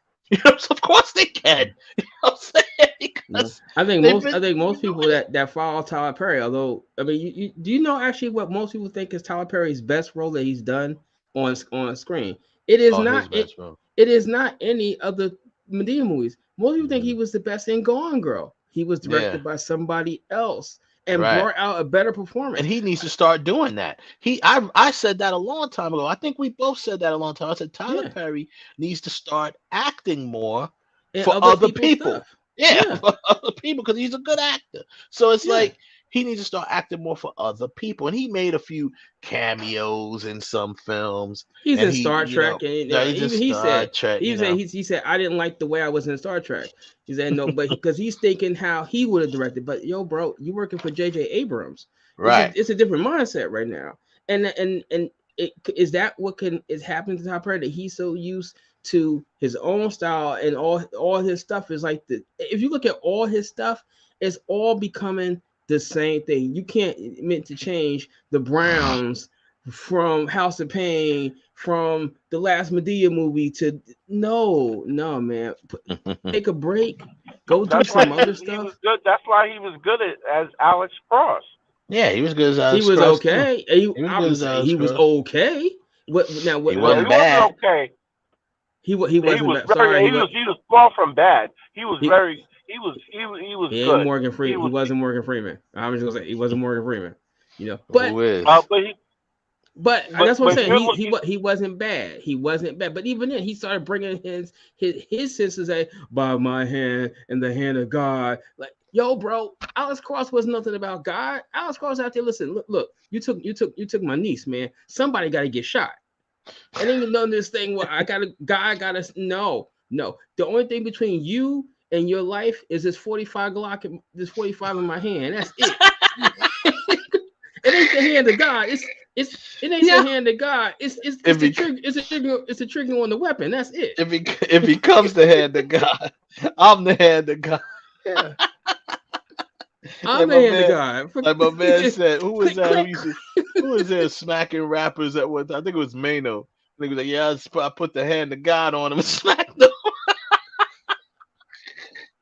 I said, yo, You wow. know, But yeah, so that's why I said he wasn't bad. My thing is like I think Tyler Perry does need to do some acting jobs for other people, and give his creative side a little pause a second, tone it down. I mean, you can still write down things and all kinds of stuff, but you could that, create at this point. You want to create. I mean, not everyone's like that. Once again, I can't hold people to my standard. I know for a fact, God willing, I get where I want to be creatively or as a director. I know that in my mind, before I even blow up, I've already want, to put on people that I know that I worked with and I could trust that can tell a story that I might have wrote. You know what I'm saying? But hey, you want to direct this? Boom. It doesn't matter. You know what I'm saying? I look at any of my people that I know I could trust. Hey, yo, Kev, you want to take a shot at directing this episode? Or, you know what I'm saying? Whatever. You know what I mean? So it's like, boom. People, Bruce, you know what I'm saying? I know Bruce is a director. Yo, Bruce, you want to direct this episode of Groupie? You know what I'm saying? Whatever the case may be, and be like, yo, boom. I So want to direct I'm the episode. I want to yeah. direct You the want to episode. direct the I episode? get There real you go. groupie. There you go. You want to direct the I give episode? you real groupie. I love. He said, "I'll give you real groupie." I Yeah. give you the real groupie. So, so that's the point. My point is, start creating your own, mentoring your people, and be like, yo. And I hear that he's starting to do that. That's where he has to start. He has to learn to let go a little Yeah, bit just and take a be break. like, Listen, yo, let me and try not this kid over here. He was working under me for, 5 years. This dude know my style. He know my flow. He's my AD. He's been my first AD for this many years. You know what? I'm gonna let him direct a couple of episodes of my next series. You know what I'm saying? And that might be the difference. Or yeah. I'm gonna let this kid write who came up under me, and he or she, they got good writing chops and blah blah blah blah. I'm gonna let them write an episode. You I'm know what I'm just saying, saying? take a break. Listen, I love Spike Lee. From 88 to 92, Spike gave us 5 bangers. 5. You don't think after Malcolm he said, hold up, I need to take a break a minute. And he took a break. He took a year off, just kicked it in Brooklyn, whatever he did, came back and did a couple more things. Some of them were great, some of them were decent. But at least the man said, I at some point mentally, you got to take a break. You can't be creative 24/7. Theoretically, you can't be creative 24/7. You take a break in there somewhere, because then all your stuff starts becoming the same thing. All right, Malcolm X, and now Malcolm X is going to start looking like Mo Better Blues, and Mo Better Blues is looking like Jungle Fever, and Jungle Fever is looking like School Days. No, it's got to, just take a break. Let some other people handle some of the responsibilities. I bet you if he puts someone else on House of Pain for a minute, you're going to see a completely different version of House of Pain. Completely different. You're muted. You muted. Oh yeah, my bad. Yeah, because Spike did it too. Because when you think about it, we talked about The Best Man, and that's Spike's cousin. Yeah. Spike produced that film, and his cousin directed and wrote it. Directed and wrote it. He directed and wrote it. You know what I mean? And all of them. And now you think about all three. I mean, those 2 movies and this series that just came on Peacock are really good series. They're good. They're good. They're good material. Content. Yeah, good content. Quality. It's quality content. I mean, The Best Man. First of all, the story. I don't understand why that word of mouth didn't get around fast enough. The story on that was so different and dope. You know what I mean? And the fact that, that last scene, I always say it, that last scene at the end where he's at the altar with her and he's crying, and he think about her getting back shots from his boy. You know what I'm saying? Yeah. That was dope. That was a gut wrenching scene. Like the way it went, you're like, yo, how can this dude do it? Is he gonna do it? I really wanted to ask him when I met Morris Chestnut a few months ago at the premiere of Best Man. Because I have a problem with The Best Man in the sequel, right? Because in the movie he is upset because his boy slept with Mia, but he's never dawned on him that he's the cause of why she did it. So he's blaming him for everything, but never blamed himself, right? And never looked at himself. So I think the reason I didn't ask him that question because I didn't know that was going to be addressed in the TV show. Now that Mia is gone, right? Because I saw the first episode and I see, okay, I see what's going on here. So I'm like, it's somewhere in there because he was starting to pop this. Now I haven't seen the full series yet, but he was starting to pop the same thing because of Mia. Like no, F you, man. But yo, bro, you were the cause of that problem. You caused her to go into your boy's arm, not the other you know way what? around. That was addressed in the second movie when Nah, when yeah, it was. no, it's not. I'm telling you right now when it was addressed. It was addressed in the second movie because she literally said to him, I chose him. I chose him. Right. But and then that's when it dawned on him, the character. He was like, you chose him. Right. But At what that I'm point, saying, it all kind of dawned on him.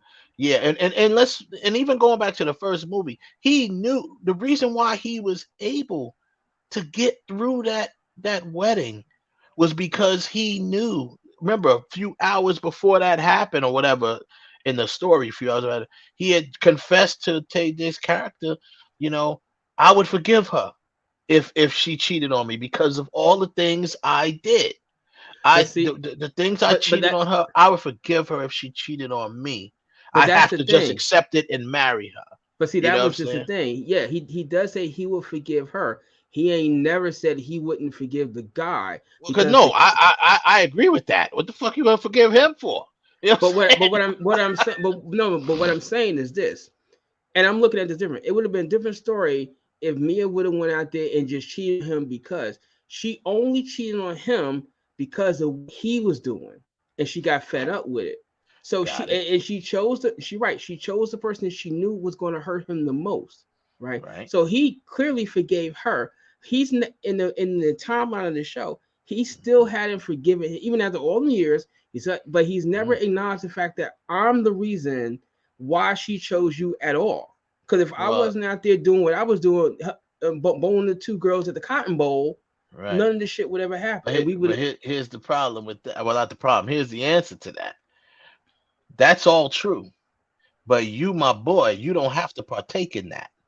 Okay? So that's why he ain't forgive him, because you's my mans. Before I even knew her, I knew you. I met her through you. That's true. You my mans. You supposed to not take part in that. Whether she chose you, she didn't rape you, she didn't tie you down, you still did it. So the point is, that's how he's looking at it, and I can't say I disagree because I feel the same way. Now does that come into our old conversation about when someone break up? How long, if you know them, how long do you go talk to the girl? No, that I remember right now. That's called skip time. But I told you about that. What happens is that's only in a case where you met her at the same time. And let's just say he tried to get with her, maybe even had a little fling with her, and it didn't work out. Something like that has happened before. I'll let that go. But if you, my boy, and there's too many women in this world for me or any other dude to be sleeping with my man's girl or ex-girl, whatever. Because if they broke up, they probably still got. You don't even know. I don't even want to be involved in that. And that's what I'm talking about. Bros before hoes. Plain and simple. Always. And because there's too many women in the world, and the way I'm gonna tell you right now, Tay Diggs did a good job acting that character because I couldn't stand him. I didn't like that character. I was like, he's too secretive. He always waits to tell stuff and all this garbage. And this is what gets him in trouble every single chapter of this story, meaning the first movie, the second movie, same deal. Now you finally get back in good with this dude, and what do? You do you do all of this stuff about the story of his life and also stuff, taking down notes from conversations they having as boys and taking notes down, and then it ends up in it, and then he's like, yo, I let you back in and you screw me again. You know what I'm saying? So this dude is an a-hole. He just is. So but he does learn his lesson. This time he tells him, hey, this is what's going down. Right. You know? He told him, but he took a little bit to do that. I was like, that should have been the first episode. It is in the first episode. It is in the first episode. Nah, it was like the second episode where he tries to tell him when they go to that island. That's the first episode. That's episode 1 when they go to Ireland. When they go to the island. Yeah. And then he told him what he was. I didn't know. Wait. Second episode. But wait. Yeah. But even going back to the second movie, it wasn't his fault. The girl did not do. I forgot what happened with the CD, but he was supposed to delete the thing, and he deleted it because it was agree, just a mock-up. Right, but it's still his fault because he should have told him from the beginning. He was taking notes while they were just sitting around drinking beers and talking as boys, and he's taking notes, and that became the title of the book. Yeah, family, football, and whatever. God, family, football. You know what I'm saying? Yeah. And he that's violation, yo. Like, you should have went to him from the beginning, just be like, yo, this is why I'm. He was too prideful. He didn't know what. But here's the thing. He didn't know what he was going to do with that. But he knew. As a matter of fact, that's why he was still taking notes, and he but, knew but, that but, he but wanted taking to notes, do it. but taking notes and doing research does not mean that's that intention you're to do solid it. on an idea, because that's what any writer does. Any writer, when they're in they get an idea in their head and they start taking notes on it, and they start doing their research. But the bottom line is your favorite movie just popped up on my TV screen right this second, Cav. What? What is his favorite movie? No, that's his favorite Christmas movie. On your left. On your left. Endgame. Yeah. No, but I get all that too. Obviously, I do the same thing, but this is a different situation. He ain't even in good with this guy no more. They still got the tension. I mean, nigga, you effed his wife. You know what I'm saying? His girl. Went you at my house for Christmas. Like, bro, you're not all the tension is there. Yo, just come clean, yo. Come clean. And yes, that girl, she went and Nia Long's character, like she always does, goes and gets involved, takes the initiative and do stuff and get it to him. But still in all, that copy of it was not, and that's what he was trying to say. But at that point, it's like, yo, why didn't you just come to him and be like, yo, bro, he was too prideful to say he had no money. He wasn't sure about what he was going to do. No, he wasn't sure about what he was going to do, but he knew that he had to do this story on this guy because he had no money. He needed the money. He was too prideful. He was too prideful. That's where it really came from with him. He was too prideful to say, "Yo, I'm strapped. I need help. I can't write. I haven't written a hit and this bestseller and this around long. My agent came up with an idea for this since you're retiring." Boom, boom, boom. He didn't want to do it. He was trying to figure out how to tell him. He was saying it all through the movie. And they're like, you haven't told me. She's like, did you talk to, that's the first thing everybody's asking. Did you talk to, what was his name? Lance or whatever. Lance. You talk to Lance about this? I'm still trying to figure out how to tell him. See, that's what I'm saying. Just say it. Yeah, just say it, bro. Because guess what? He didn't want to tell him because he didn't want to get turned down. Because it's easier to ask for forgiveness than for permission. So he didn't want to tell him because he didn't want to get turned. He knew if he would have told him, or he felt that if he would have told him at that point, he'd have turned them down. You know what I'm saying? So once they started getting cool again, the moment they started getting cool again, he should have told him. He should have came clean and be like, yo, yeah, I have this when idea. It was wrapping presents. It was wrapping presents. Yep. He should have came clean right there. And because of his secretness and always want to do it, and that's what always got him in trouble. That was a thing of that character that damn near never really evolved from that character. When you think about it, from the first movie to the series, because he was still being secretive, even to his wife. You know what I'm saying? Still fucking around with Nia Long. Still this, so I mean, he never really evolved from from one movie to the last series. You know what I'm saying? He was just, right. He is who he is. They accept him for who he is. But like I said, it took forever. But anyway, a great movie. The whole reason why we got on that subject is because it was a really great movie. Good black movie. Good black Concept. movie. Solid. And it showed, just like, my thing is this. I say it again, and people can get mad all they want. The Best Man made $34 million, right? Okay. And it's a classic now. It is it's an urban or a cult classic, whatever you want to call it. But My Big Fat Greek Wedding, look all the money that made. Mm-hmm. You know what I'm saying? And like I said, there's factors. There's factors, but Kev, I'm sorry. Even with the 34 people came out to see it though. See the movie. Word of mouth. Going to see the movie. Word of mouth. Because that was a word of mouth thing too. Because I don't remember seeing any. I don't remember seeing any commercials. I don't remember seeing Jack. For that there were. Trust me, there were plenty of commercials. I remember that. I remember commercials for it when it was getting real. When people would say, "Oh, it was such a great movie," I remember that. Leading up to it came out, I don't ever remember seeing a trailer for My Big Fat Greek Wedding. Yeah, there was marketing for My Big Fat Greek Wedding because I remember it, and I remember when it before it came out because I said I wanted to go see it. I remember when the trailer started for that. The trailer started 2 months before that, and the TV spot started about a month before the movie came out. Because that movie was considered a sleeper film. That was not a heavily promoted or even heavily budgeted film. It was a play actually. Film. Right, it was a play. It was a play originally, and then as a film, that was a sleeper film. Like it was one of those films that no one expected it to make the money it made. You know what I'm saying? But see, that's the other thing. See, and that's another reason why that's another movie that's wrong to use.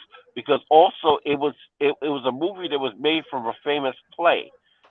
So you're automatically gonna have people in droves going to go see that movie. Well, I'll give you more current one. I'll give you more current. Everything, Everywhere, All at Once. Nobody knew what the hell that movie was about. They was like, what? Until you saw it, you was like, yo. And word of mouth spread, and people like Kev, you told me to go see. He's like, Ralph, you gotta go see this movie. And I was like, because I said, nah. He's like, yo, you gotta go see this movie. And he made me see it. And I fucking love it. Right. But that was a serious. I fucking loved it. I was like, I sat there in the theater when it was done. I said, did I just see what I saw? Like, and it's made me say, I gotta see this again. I gotta see it again. And it's rare I sit there beyond something that's like a big budget movie. That's it. I need to see it again. It was totally fresh, totally original. And Ki Hu Kwan come out of nowhere after last seeing this mug in the Goonies in '85. Who? What? Michelle Yeoh? Yeah, but what the hell was going on there? Yeah. And I mean it every single time I'm somewhere. Like when I'm on a plane, you know that since that movie came out, every plane flight I have gotten on, it has been as an in-flight movie. You could pick that, and I'm even though if it's a 5-hour thing, Everything Everywhere All at Once. I'm sitting there watching it again, or I'm listening to it. You know, I got the Blu-ray. You know, that's what I'm talking about. In essence, if you want to sit and say it's an Asian movie because it's done by an all Asian cast, right? The entire I think except for the girl that plays the girlfriend, Jamie Lee Curtis. But the bulk of it is an Asian cast. I don't know how it did in Asia, but we all went out to see this movie, and it's not a $300-600 million movie. It's like a $70 million grossing movie, but it's just a strong word of mouth said, "Yo, you got to see this thing," you know. Right. And obviously, The Best Man in '99 can't compare to everything in 2022. No, in 2022 you just can't. Well, that's why I'm using Big Fat Greek Wedding. Only came out 2 years after that, right? The Big Fat Greek Wedding came out. The Y release was Night. What does it say? No, the wide release was in August. It says Right, of but it had been of playing. 2002. I think But the that point first it had one, been the playing first since release. maybe March. Well, let me tell you this. Once again, there's a reason why I use this as an example. Okay, the opening. You know how many theaters my big fat Greek wedding opened in? 108 theaters. 108 theaters. Okay. Budget was 5 million. About the same as the best man. I think the best man might have been about the same. It came out 2 years or 3 years later. And like I said, at first, I guess that was probably like a word of mouth thing too. That's what I'm saying. Their budget was And if 5 I'm not million. mistaken, didn't that come out? Didn't that come out before the Oscar run? It came out in August. I think. Yeah. So. Yeah. It came. So. No, it came out in April at No, first. That was the came out in that was the April. April. That was the first run of it, and then the wide release came in August, where the wide release was up to 2,000 theaters when it did wide release. That was after it probably caught its little buzz, and everybody started going to see it. So, but it originally was released April 19th, 2002. So that's really right after the Oscars really went, and then of course they're gonna make the next Oscar season, but it wasn't like close to Oscar season.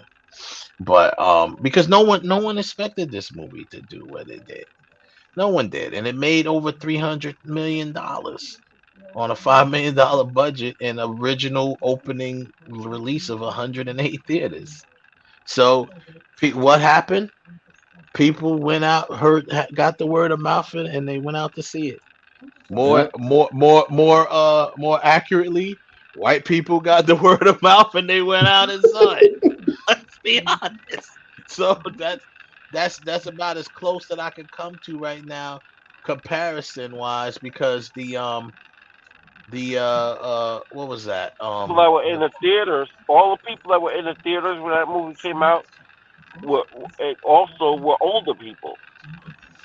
Okay. Hey, what? Listen, why you think Clint Eastwood still makes successful? Because he caters to that audience. He caters. Right. Actually, he's the best man had a $9 million budget, so they had four more $1 million of a budget, and they didn't make even half of what my big fat Greek wedding made. You have to consider these numbers at some point. You gotta consider the numbers. You do have to consider the numbers, but again, white people are not going to see black people movies like black people are going to see white people movies. Yeah, well, I mean, I think the only caveat to that it's our fault they don't want to see us. It's not our fault that they don't want to see us on screen in certain aspects. That's fine, but my big fat Greek wedding. I mean, I'm sure we can find some sort of demographic of it. I'm sure black people went to see it, but not a whole lot of black people went to see it. I saw it. Not a whole lot. I'm saying, well, like once again, we cannot put ourselves in these categories. We're talking about the average movie goer. It doesn't matter whether it's average or not. It does matter. It doesn't matter whether it does not matter whether it's average or not. 100% matters. 100% matters. 100%. It doesn't. 100% matters because these people aren't going to go out and see. The average moviegoer is going to go out. It isn't going to go out and do the things or put the time, the money, or investment effort into seeing a movie like we would. So we got to move ourselves out of these equations. No, but it's still but it doesn't matter because it's still butts in the seat. It's still what? Yeah, no, but it does matter because. But see, it does matter because if I got to say, hey, I could go see. I'm looking here at the list, right? I'm here in June 21st, 27th of 2002, and my big fat Greek wedding is ranked number 14. So at that time, I said, okay, I could go see my big fat Greek wedding, or I could go see Spider-Man, Star Wars Episode 2. The Bourne Identity, Scooby-Doo, Minority Report. My big fat Greek wedding isn't at the top of my I gotta see list. One of those 5 at that point in time most blockbusters, and that's why it was impressive run for it because not only of no one expected to do what it did. It obviously stood up to a lot of the competition because of the money that it eventually made. And I'm telling you And it right now, stood up. I It don't have stood up. any numbers in front of me, but It stood up to the competition. Well, I can speak for it because I was in the goddamn movie theaters. It was once mostly again, old you white people. It was mostly old white people that was in my my whatever the hell the name of the damn movie is. It so was how come old mostly black people didn't go to the best man? They can relate to that. If people get in the because wedding, whatever. the movie there was no avatar. Oh, I can't. Dude, there was no advertiser for My Big Fat Greek Wedding. I just There told you was it had a advertising for that movie. It had a $5 million And on top budget, of that, and and it was on top only of all of that, opened in 100 theaters. and on top of all of that, it was a play.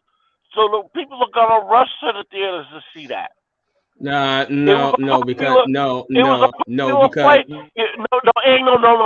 My Big Fat Greek Wedding was a popular play here in New yes, it York. was. But so was Rent. And how many people went to go see Rent? We ain't talking about Rent. We talking about my Big Fat Greek Wedding. But the point is, you said because it was a people knew popular. about Rent. People knew about Rent. Right, Nobody you knew said about his only my Big point Fat he's Greek making Wedding is an off-Broadway show. right. It was It's an an off-Broadway show. Rent is a Broadway show, and I get where you're going with that, Ralph, because basically, yeah, it's not always just because to be honest with you, historically, plays do not make successful movies. Historically, No. let's go back and do No, that. historically they don't, but this one did. It did. It got lucky. It got lucky. Right, it got lucky. But the bottom line is, it still goes back to what I'm saying. You look at The Best Man, which is catered to a black audience, obviously. You look at My Big Fat Greek Wedding, which is catered to a white audience, obviously. And look at the numbers. And Big Fat Greek Wedding didn't even have as much money to start with as The Best Man. So once again, the reason why I'm even bringing this up is it's time to stop making excuses. Black people are not going out. Black people don't support. Black people don't support what they supposed to, in my opinion. They don't support like they supposed to. You know when they support? When it becomes trendy, when it becomes a thing. That's when they support. If the Woman King would have had a TikTok dance, then black people would have went out and saw it. It's just that plain and simple. That's how it goes. When it becomes trendy, when it becomes a thing, when it becomes everyone's talking about, unfortunately, black people was too busy talking down about the Woman King. That's why nobody went to go see it really at first.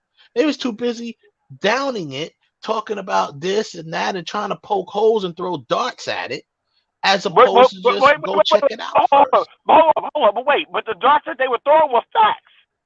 It wasn't nothing cap about it. It was facts. No, I'm not saying it's not facts, but what I'm saying is the reason why you didn't go out and see them, not saying you, I mean people, a lot of reasons why people didn't go see that movie was because black people were right out the gate throwing darts at it. Why don't you go see the movie first? Why don't you go see the movie? They were bringing up the facts, same facts that we brought up. White producer, white writer, and this that. They were bringing out those facts and tearing that movie down when they hadn't even seen it yet. So why don't you go see it first and try to give a fair assessment of it before you start running your mouth? And half the people that you're running your mouth to is like, I ain't going to see that. So that's what I'm saying. Already, not still. Once again, looking at the fact, we all saw it, right? So we all know the facts. We all know the facts behind the movie, but we still saw it. I didn't know the facts until after I saw it, and I liked it. And after I but saw you saw it again. Didn't you see it twice? No, but after I saw it, who's the first person I called? I called you. Yeah. And then I expressed all of my points that I had a problem with it. That you had a problem with it, yeah.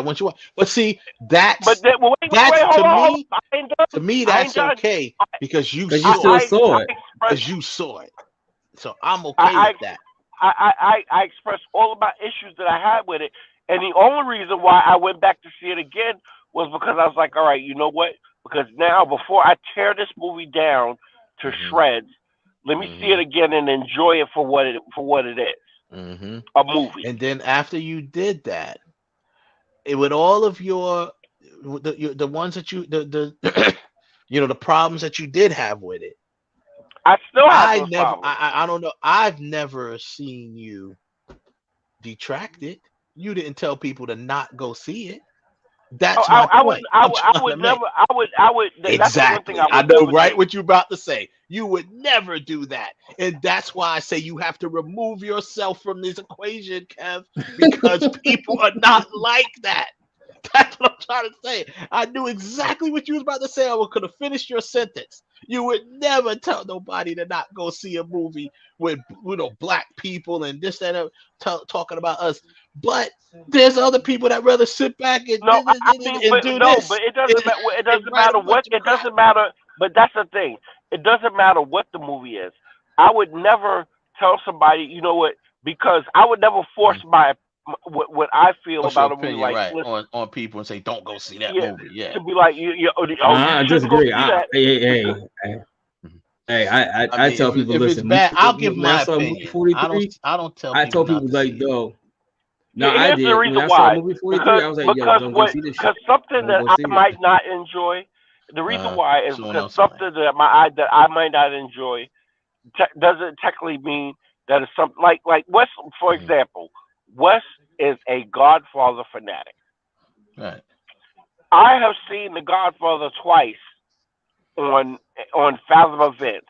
Right, and you don't like it. You've said that you don't really like it, or you're not a fan. I fell asleep every goddamn time. Exactly. Just like I fall asleep on Lord of the Rings and movies like that. That's just not my thing. But I definitely don't. I tell people when. So just like for instance, the perfect example, Game of Thrones. Everybody and their mama talk about Game of Thrones, how great it is, whatever. My response to that all the time, I don't like it, but my response to it is, it's not even about I don't like, I'm not interested. My response is always, well, I've never seen it. What? You've never seen Game of Thrones? People questioning me as a director. You've never seen Game of Thrones? And I'm like, I'm just not interested. I said, I'm sure it's a good show. I can't. Everybody talks about how great it is, so I'm sure it's a great show. I've heard it's great, great written and acted, but it's not interesting to me, so I don't watch it. And that's that. But I never tell people don't watch it. You know what I mean? So my point is, there were too many people, specifically with the Woman King. There was too many detractors out there right out the gate. And some of them, probably most of them, hadn't even seen it yet. Yeah. And they were just throwing darts at it and tearing it down before they even got any context behind it from seeing it. And that's an issue. That causes people not to go see movies. It does. Especially now in the social media age, everyone wants to be that person. They always want to be like, oh, they want to be the naysayer. Oh yeah, because you got, didn't you get the news, Kev? Facebook, IG, that makes people experts now. Didn't you get the news? Because you're on IG. True, and that is a fact. It's very easy. It's very easy to be. It's very easy to be. Which I to this day I don't understand this, but it's for some reason the human condition is just programmed to where it's for the majority. It's easy to be negative and just be like, well, that's gonna suck. You can have a million. Yep. And the sadness behind that, to add to it, Kev, is there's a lot of people out there that wants to be that person.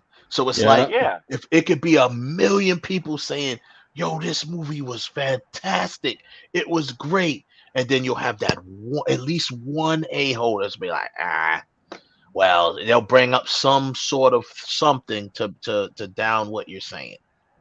When they color corrected it, it was the hues were too blue. I don't understand why was it so blue. Why was this? And it's just so much, and oh my God, the facts of the Woman King with the producer. Oh my God, they ran with that. well, I don't see how you're It gonna ain't support any. historically I accurate. ain't supporting Yeah. no. I'm not supporting no black movie that's produced by a white person. But nigga, stop lying. You've done that all your life. Don't say that Yeah. you're not gonna do that now. But what's more importantly is you're encouraging and detracting other people from seeing it, and that's what I feel bad about that. So let's run down the just running down the nominations or whatever. I feel really bad that the Yeah, because I got a gripe. gripe to put out there, and when we done, I got a gripe about something I saw online the other day, and in basically what we said, like now with social media, some of you people out there that talk about your cinephiles, no, you're not. You need to stop. But we'll talk about that a little bit later. So, okay, we know that Best Picture, which all these they got so many in this Best Picture category. All Quiet on the Western Front. And I've never heard of that, but sometimes that happens when these shows. Avatar: The Way of the Water. That better not win no best movie just because it made all the most money. I don't know. It better not win no best picture. But anyway, The Banshees of Inisherin. Then you got Elvis. You got Everything Everywhere All at Once. The Fablemans, which is probably who's gonna win. And then Tar, Top Gun, Maverick, Triangle of Sadness, and Women Talking. Okay, so Women Talking, that's Best Picture, but that's not director. Okay, Women Talking was a female director, but that's not for Best Director. Mm-hmm. Okay, so at least, well, whatever, not even at least, but so you got one film there that's made it in. So Best Director. So for Best Picture, I mean, I don't know. I hope it's not Avatar. I think it don't deserve to be Avatar just because it made that much money. Front runners is gonna be the Fablemans, Spielberg. He's gonna win one or the other. He's either gonna win Best Picture or he's gonna win Best Director. He's gonna get one of the two. Don't think he'll get them both. It's their story. Yeah. Once again. So yeah, because the Fablemans isn't that like a personal story? The Fablemans, it's like it's kind of his biography. It's like an autobiography of him. It's like an autobiography of him. So, yeah, he's Steven Spielberg. But you know the funny thing about it though is when I first saw the trailer for the Fablemans, it actually made me smile. Yeah, because it felt like it made me feel like when I saw Super 8. Yeah. I felt great minds think alike, man. Because I'm telling you, I felt the same way. I'm like, and I loved Super 8. I ain't gonna lie. I like it. Yeah, it was like and one thing I have to say now. Let's not. I ain't even gonna hold you. Steven Spielberg, we all know, is a hell of a filmmaker. And without a doubt. Yeah, without a doubt, he's a hell of a filmmaker. And to me, that's one of his specialties. When he starts digging into the coming of age stuff and the little kids involved and stuff like that. I mean, he's fantastic. He's fantastic with that stuff. And I think the Fablemans looks like it's good. I didn't get a chance to watch it, but it looks I haven't seen it yet. Good film. It looks like a good film. It's good. It's good, but it's like I said. It's again.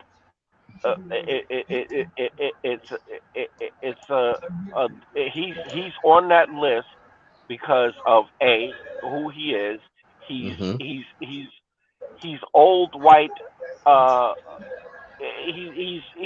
He's old. He represents old Hollywood, almost. Yeah, he's the last vestige. He's the last vestige of the old guard, and he's definitely one of the last. But he's still producing good material. And good work. So I'm not knocking to say he doesn't deserve to be on the list. Yeah. But as directors go, why aren't there any women directors on this list? Yeah, I don't know, because you got Till and the Woman King right out the gate. Till and The Woman King, both directed by women. How Yeah, can you not consider them in this? That's where it definitely looks women talking. that's where it looks real bad. So Well, best shit. But director. but listen, I could tell you why. One, people. Well, and the problem. And here's the problem. It ain't. And I'm not blaming the Oscars for this because the members have to vote, and the members are looking at that like I'd be damned if I'm putting these black women on the platform. They Hmm. they had enough. We ain't giving Hmm. them no more. We gonna Yeah. give them, and we go and subscribe to the narrative of strong black women. You got Mm. two movies that are showing the strength of black women.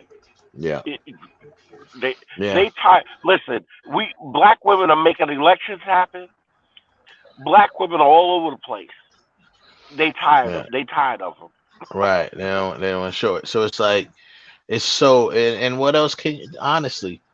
What else can you come up with? What else it's the truth. It's a cold hard fact, or at least it's the truth. People may not say it's fact, but it's the truth. So Listen, what's you her know. face? Gina Rodriguez said it once. She about 4 years ago, four or Hmm. 5 years ago. She said you know a Latino a Latino women cannot get any footing in Hollywood because black women are getting all of the basically she was saying that black women are taking the front row and not allowing anybody else to get it, which is bullshit. Hmm. Which is Well, bullshit. here's a And funny. Oh, go ahead. Finish your thought. no, and the only thing I was gonna say is I think what her problem was that lighter skinned Latinos weren't getting in, but I digress. Hmm. Well, I'm gonna say this. Well, here's an interesting thing with the Oscars. It says here Oscars opt out. Why surprise nominee Andrea Riceborough is unlikely to face sanctions for unusual campaign. Now, there's been a lot of little, hoopla going on about this woman who got nominated, and because she had a bunch of people basically campaigning for her, a bunch of not just a bunch of people, a bunch of people with some names and pull or whatever you want to call it, that was campaigning for her.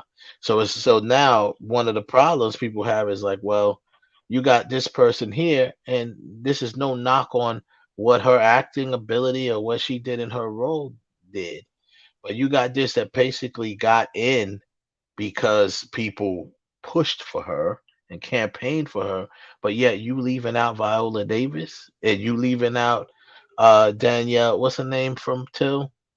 You leaving her out? You know what I'm saying? But yet you putting in this woman who is, okay, like I said, I haven't seen her act, so I'm not gonna knock her acting or anything like that.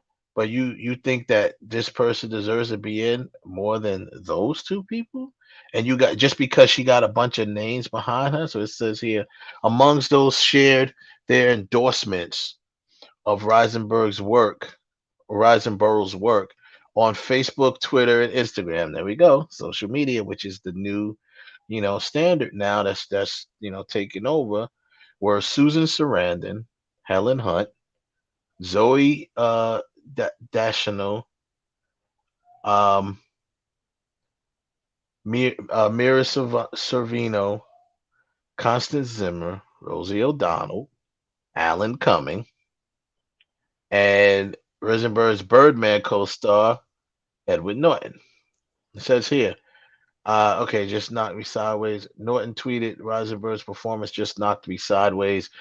Among those who hosted events hosted events for the film, Charlize Theron, Jennifer Aniston, Courtney Cox, Minnie Driver, Gwyneth Paltrow, Amy Adams, Frances Fisher, and Kate Winslet. Now, this woman, and this is the thing. I'm gonna be honest with you because I don't know. I haven't seen the film, haven't seen the acting. Doesn't matter at this point. My point, and I'm definitely not knocking that, because you know what? If you can get all those people to endorse you, more power to you. But my point is that was good enough to get her an Oscar nomination. Sounds like a whole lot of dick sucking and pussy licking to me. Excuse me. Yeah. The views of Kevin Muley are not the views of Real Talk Radio, and excuse me, Facebook. Excuse me, YouTube.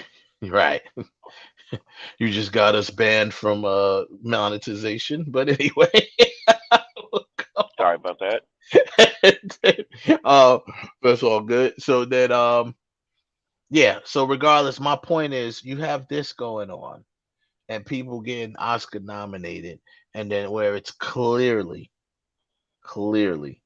and it like I said, man, it's a shame. And I'm like, you can get this person can get all of these people can rally around this one person, bless her heart. Why ain't nobody rallying around our girls? I'm not saying our girls. We know that. We know what we're talking about.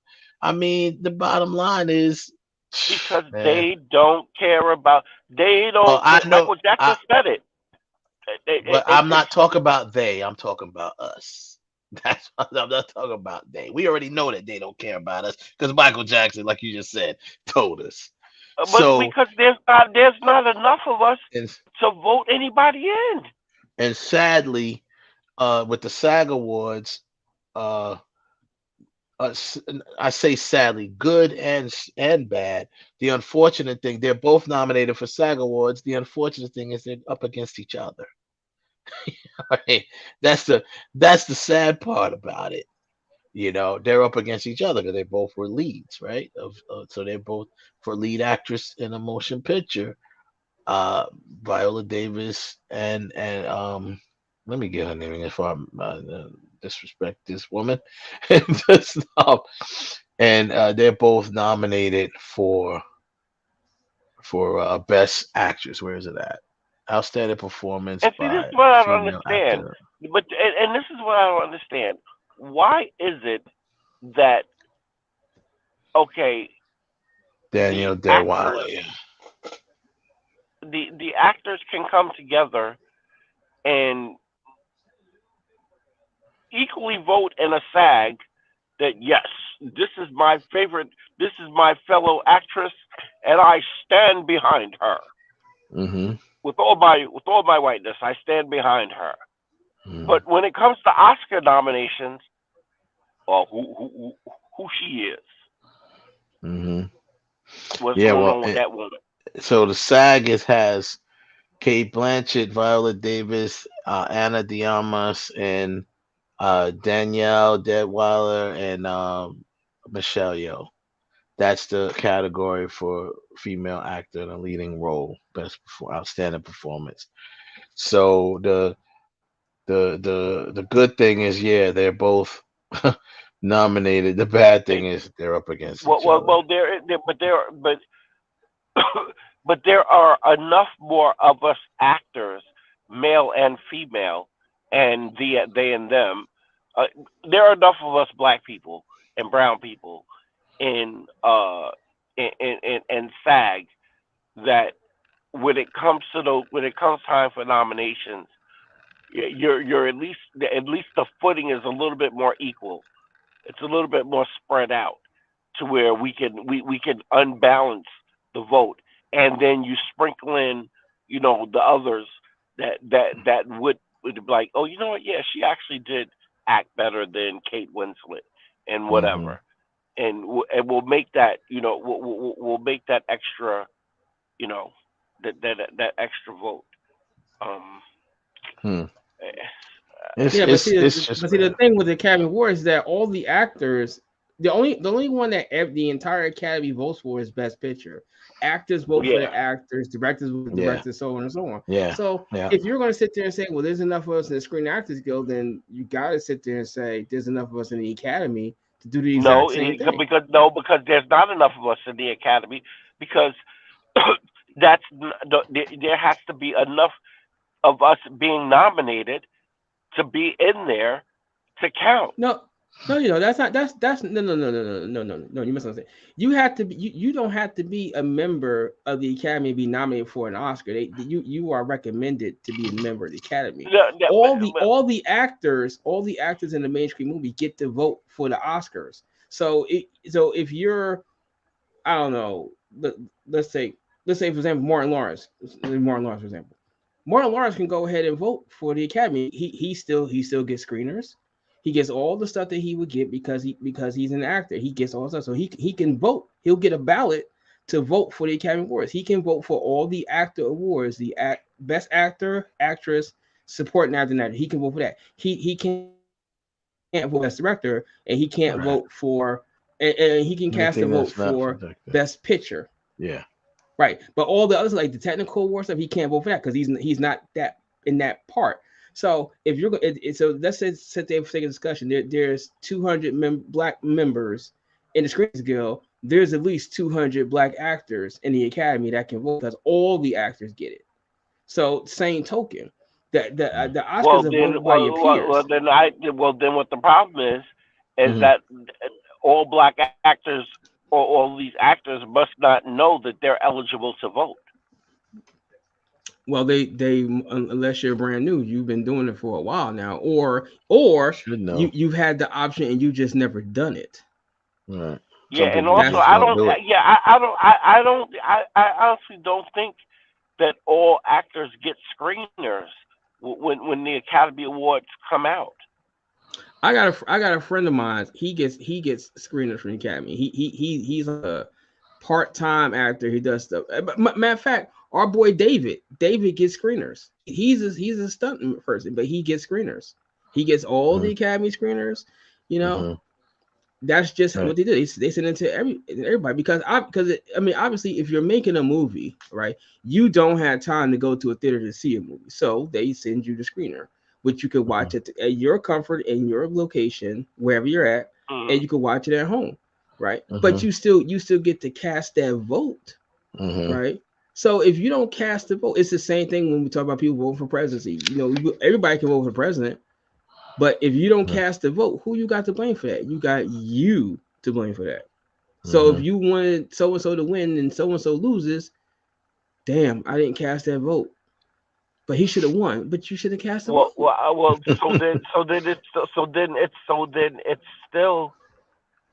then what it boils down to is that we're still outnumbered.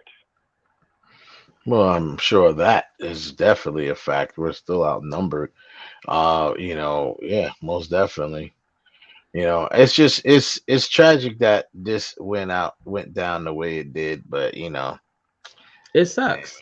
It really sucks because if I remember correctly, the Golden Globes didn't nominate Viola Davis either, the Foreign Associated whatever press. I don't know if Danielle Deadweiler did either.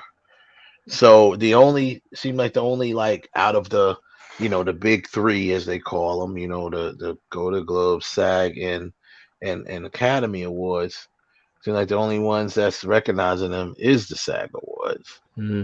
That's the only ones that's recognizing them, and unfortunately, one of them. There is a almost 100% possibility that only one of those two women are going to come away with an award.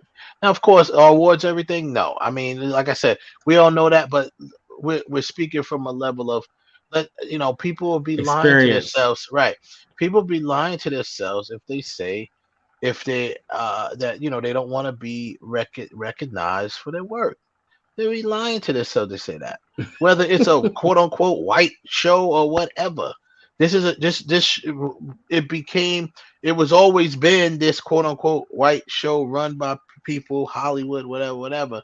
But the bottom line is I got to give you just a little bit of pushback on that.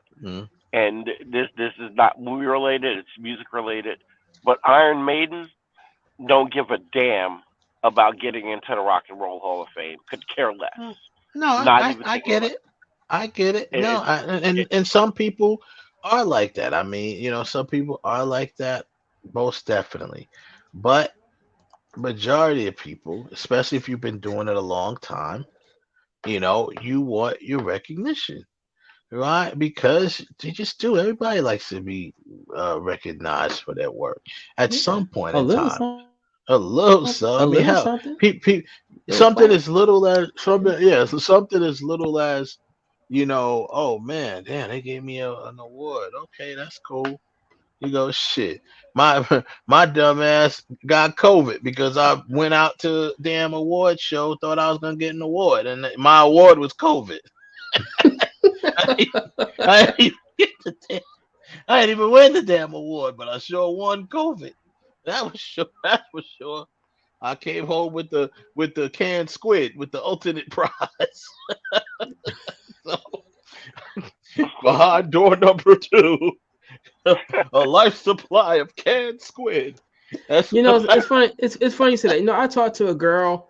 This girl I know. She was asking me. She said, "What is the what is a funny TV show that she's never seen?" What was a funny TV? I said, "What's your favorite funny TV show?" I said, "The Odd Couple." She said, I never heard of it." I was like, "What? You never heard of The Odd Couple?" Young girl. I was like, if let she's me young, go. then you shouldn't even be surprised. I Yeah, mean, she's honestly about though, 30 where can something. she 30 even something. see the Odd Couple at this point? That You know what I'm and saying? Like, yeah, there's nowhere to even go see the Odd Couple. It I don't really know. come on TV no You more. can't I you know. can't That's even a flip shame. through you can't even Yeah. flip through cable anymore. Like it used to be to where remember you flip through the you flip it through the channels, you're looking for something to watch, and then you stumble across these black and white TV shows. Like, oh, what's this? Oh wow. Oh wow, this is actually good. And Hmm. then 2 hours later, you're either a couple episodes in or you get ready to watch the next movie because you Yeah. got sucked into the vortex. It's Yeah. we don't because everything is streaming now. We don't have that. Yeah. You don't have because now everything is customized to what you like. You know what I'm Yeah. saying? It, it's Hmm. streaming has made it to where you can only get the content that's for you, the Yeah. content that you want, and It's basically you're saying, it's catered content. It's catered to what you yeah, want. And when you a lot of times when you join a streaming service, they're like, "What's your favorite type of movie?" They're like, mhm, "This is the genre you pick. What do you like to watch? Drama or comedy or action?" And you pick the or movies that's in that category. These type of movies. These type of or the movies. That's the algorithm will algorithm pick that it they for right, you. right, and they will shovel that movie type of style of movie to you. I wanted to say before we got out of here, I told you I wanted to show the part. So here's the Wednesday, the original Wednesday. Wait a minute. Put up the fair right use before you Oh play yeah, too, bro. Oh let me yeah, put yeah. that yeah, Put let me that put up that. there first. I know. And I had that at the beginning of the show before it even started. Yeah, I'm gonna There let you that go. rock. There we go. That'll give us a little that'll buy us a little time. They be quick All with right. that delete button. Let me quick with the yeah, these suckers. But anyway, um, okay. So here's a little bit of the original Wednesday dance. Rest in peace to Lisa Lauren. Oh, let me turn the volume up.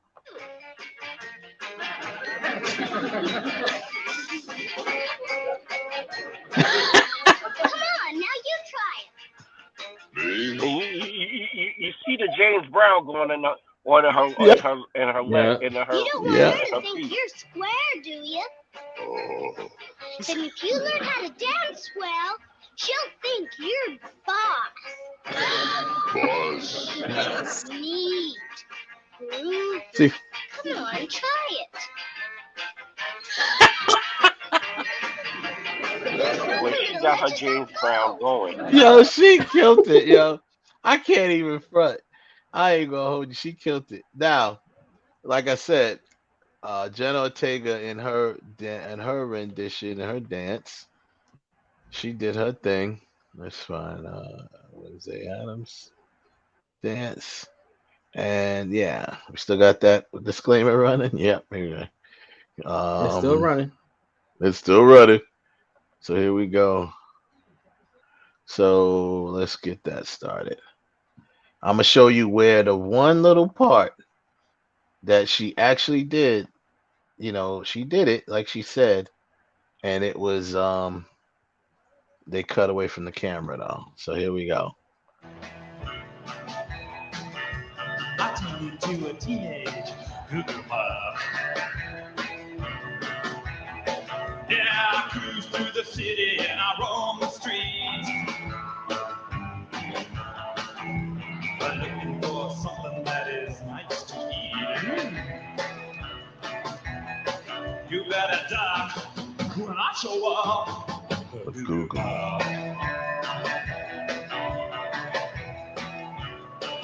When it goes back to the other scene.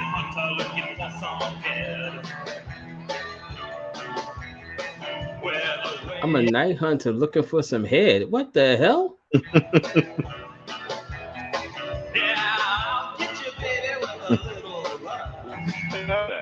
Here it comes right here. You blink, you're gonna miss it. See the shuffle there? Right here. If you blink, you miss it. It's right in this seed here. She's shuffling her feet.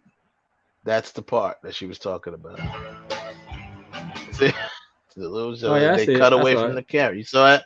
They cut away from the camera. So she was saying, I put a little bit of Lisa Lawrence dance in there, but they cut away from the camera when we did it. So that's right there. Right there is where she did it.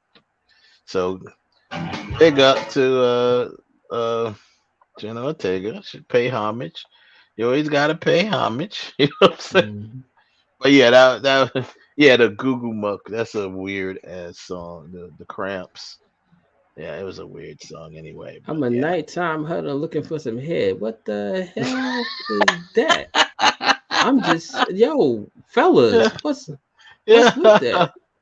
He said I'm a nighttime something looking for some head. He said I'm a nighttime hunter looking for some head. Like, okay. Well, he says he's a hunter. That's a play on words. Headhunter. You know. No. I'm a nighttime hunter looking for some head. No. Headhunter. No, that's not a play on the words. Yes, it is. That is not a play on the words. No, it actually is, dude. It is a play on words. It still means what it means, but it's still a play on words. I'm a nighttime hunter looking for some head. A headhunter. Same thing. That's double entendre, man. Let's call it double entendre. It is. Trust me, I'm dead serious. You don't have to buy it. You don't have to buy it, bro. It don't matter whether you buying it or not. It's a double entendre, bro. I mean, I'm sitting over here saying in my head, double entendre, double entendre, double entendre, double entendre.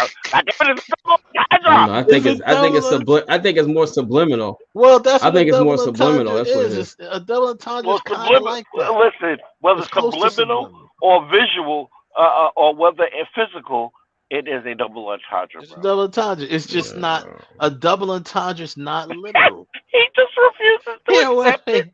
I'm saying it's still what it is. It still means what it means. But he's saying he's using the play off words. I'm a nighttime hunter looking for some head. Head hunter. Same thing. Head hunter looking to get head. Yeah. He's hunting for head. Hunting for head. He's hunting for a head to give him head. And he's hunting. That's a double entendre. A headhunter, somebody is like a killer, right? A headhunter or a headhunter, someone who's searching for somebody. They call people who look for jobs headhunters. They used to call them that. People who was looking for they still people call to work. That. They still call them. Oh, Christ, but then you don't go looking for no headhunters. Headhunters don't look for nobody at night. Go look for people during the day. I'm a headhunter looking for some head at night. But a real headhunter would be looking for somebody at night. Excuse me. Do we need to take a ride to Hunts Point right now? And I need to point my camera out the window? Do I need to do that? No, they really looking for some head. They looking for really real looking head. for some head. But what I'm saying is an actual headhunter as well. Like I said, that actually might be a triple entendre when you think about it, because an actual headhunter. Also, I'm not talking about the ones that the job seeking headhunters, the actual headhunters. You know, like you said, like back in the jungle, headhunter. They hunt for you. They hunt at night. So you know, I've been watching Gilligan's Island way too much. Nah, bro, that's what I'm saying. Headhunters. But it's factual. It's factual. Since we playing videos, I'm gonna play a video. Since we playing a little bit of it, just what I think you guys, because you guys are crazy. Oh, wow. Just a little bit of my trip. No, we saying what it is, man. We saying what it is. I agree with you that I think I know what he's talking about, but it ain't literal if it's a double entendre. It's not literal. That's the whole purpose of an entendre. Yeah. Is for Yep. it could mean multiple things. It can be multiple things. Sorry. Yeah, you lost your mind. Y'all lost your mind. We lost our mind. That's exactly. Y'all done lost your mind. Nah, man, it's the truth, bro. Now, right now, It's the with that truth. picture you just showed, right now, somebody in the crowd is looking at her white girl right there with her booty poked out and is like, "Yo, I'm gonna tap that." This is live, but this is live. And 9 times out of 10, she's giving head. So what is he? A headhunter. Or if it's a female, what is she? Maybe. A headhunter. Maybe so. Nah, y'all lost your I mind. think this. Nah, it is what it is, man. It's a double entendre. But nah, that song is weird, man. Google Muck. Yeah, but, it is. Yeah, but it's perfect for Wednesday. That would be the song that she decides she wants to do a nice little dance to. And her dance itself was weird. I mean, it was perfectly put together. I love the way she did that. Well, it was a nod to, because that's how they danced in the 60s. Yeah, I guess so. And the late 50s, early 60s. And well, she said she watched a lot of 70s like goth people and stuff like that, and like a lot of videos of different. That's why it makes sense. Yeah. Especially if she did the 70s, that makes sense, because that's a whole lot of psychedelic drugs and a whole lot of psychedelic dancing. It just did not make sense. Yeah, And that's why Wes said her dancing don't make sense. Acid but and okay, disco. because she mimicked people dancing while they would high off mushrooms. Acid and disco and acid. So while they was high on mushrooms. Yeah, for real. Tell me where the lie is. No, Tell me where the lie detected. None detected. Nah, Zero detected. I agree. Yeah, but anyway, that's pretty much that. But before we go, I got one thing I want to say. Well, first, I'm back. I was gone for a while. It was nice to go. But people, please.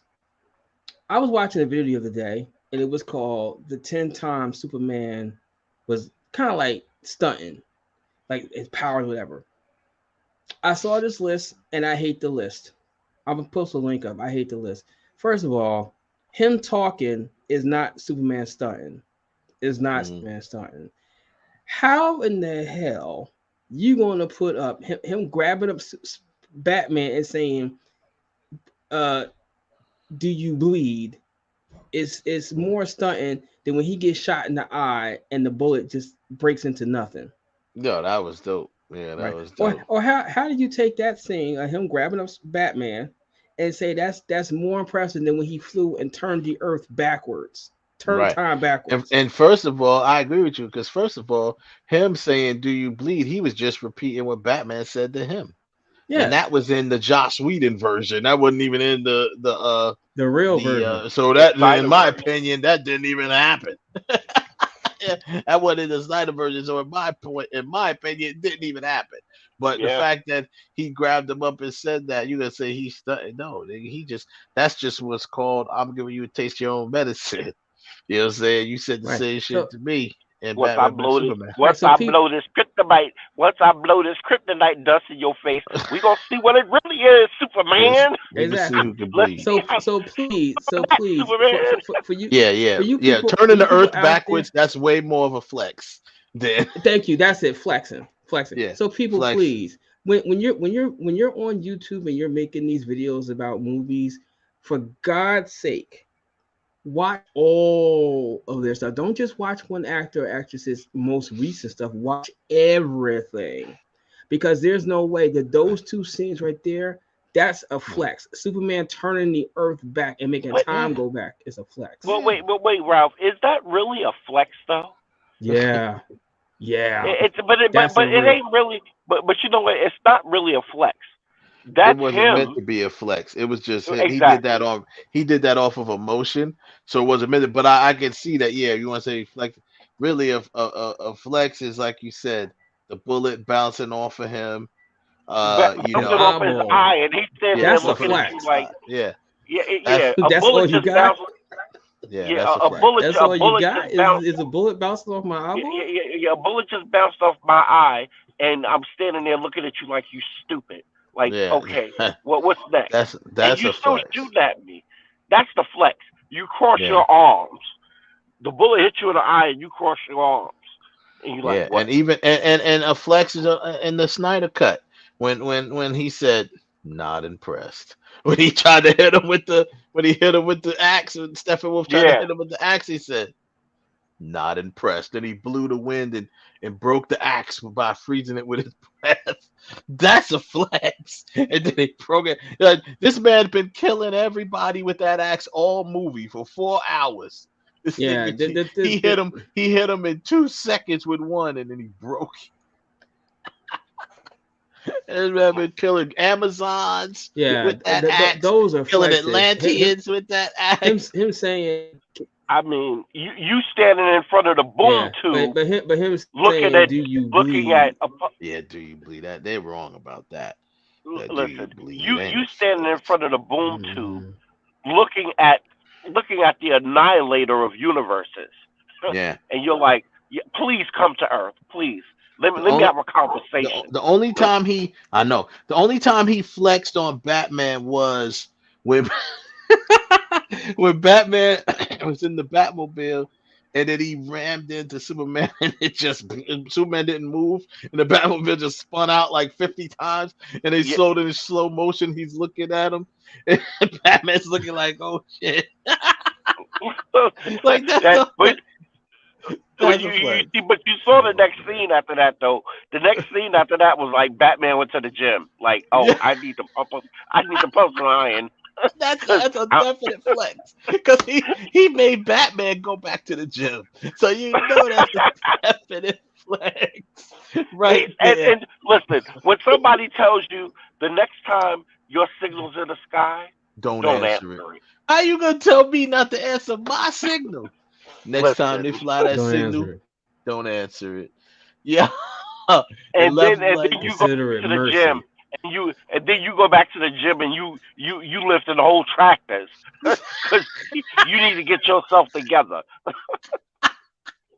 Yo, that's hilarious. Yo, Batman. It's a flex. That's a whole flex.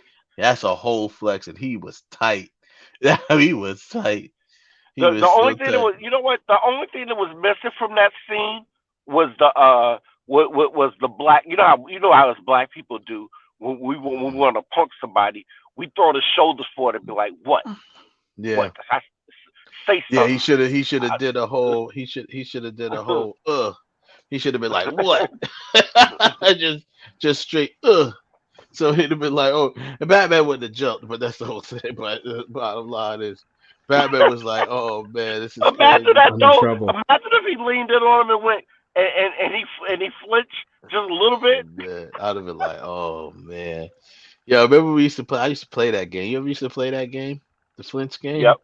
I just walk up to somebody, and be like, and they'd be like, we used to do that. That game, but see, that game wasn't pretty depending on who you was playing with. Because if you played that game in Long Beach, that was the open chess game. So if you flinched, oh my God, you was getting hit right in the chest. Yeah, you get blasted. Yeah, if you flinch, you get blasted. That's how it was.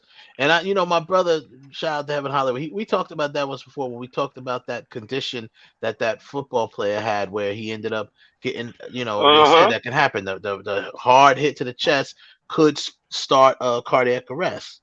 You know what I mean? We got screamed on in junior high school. They screamed on us. They was like, "You don't understand what you're doing. You guys could because and literally I kill forgot yourselves. to teach And him. I never understood that. I got told that before.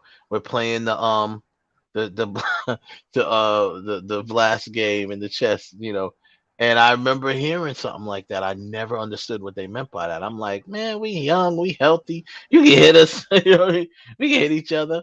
And Prime literally what stuff, the and people our age, people at teenage ages, are the Mhm. prime suspects of that happening.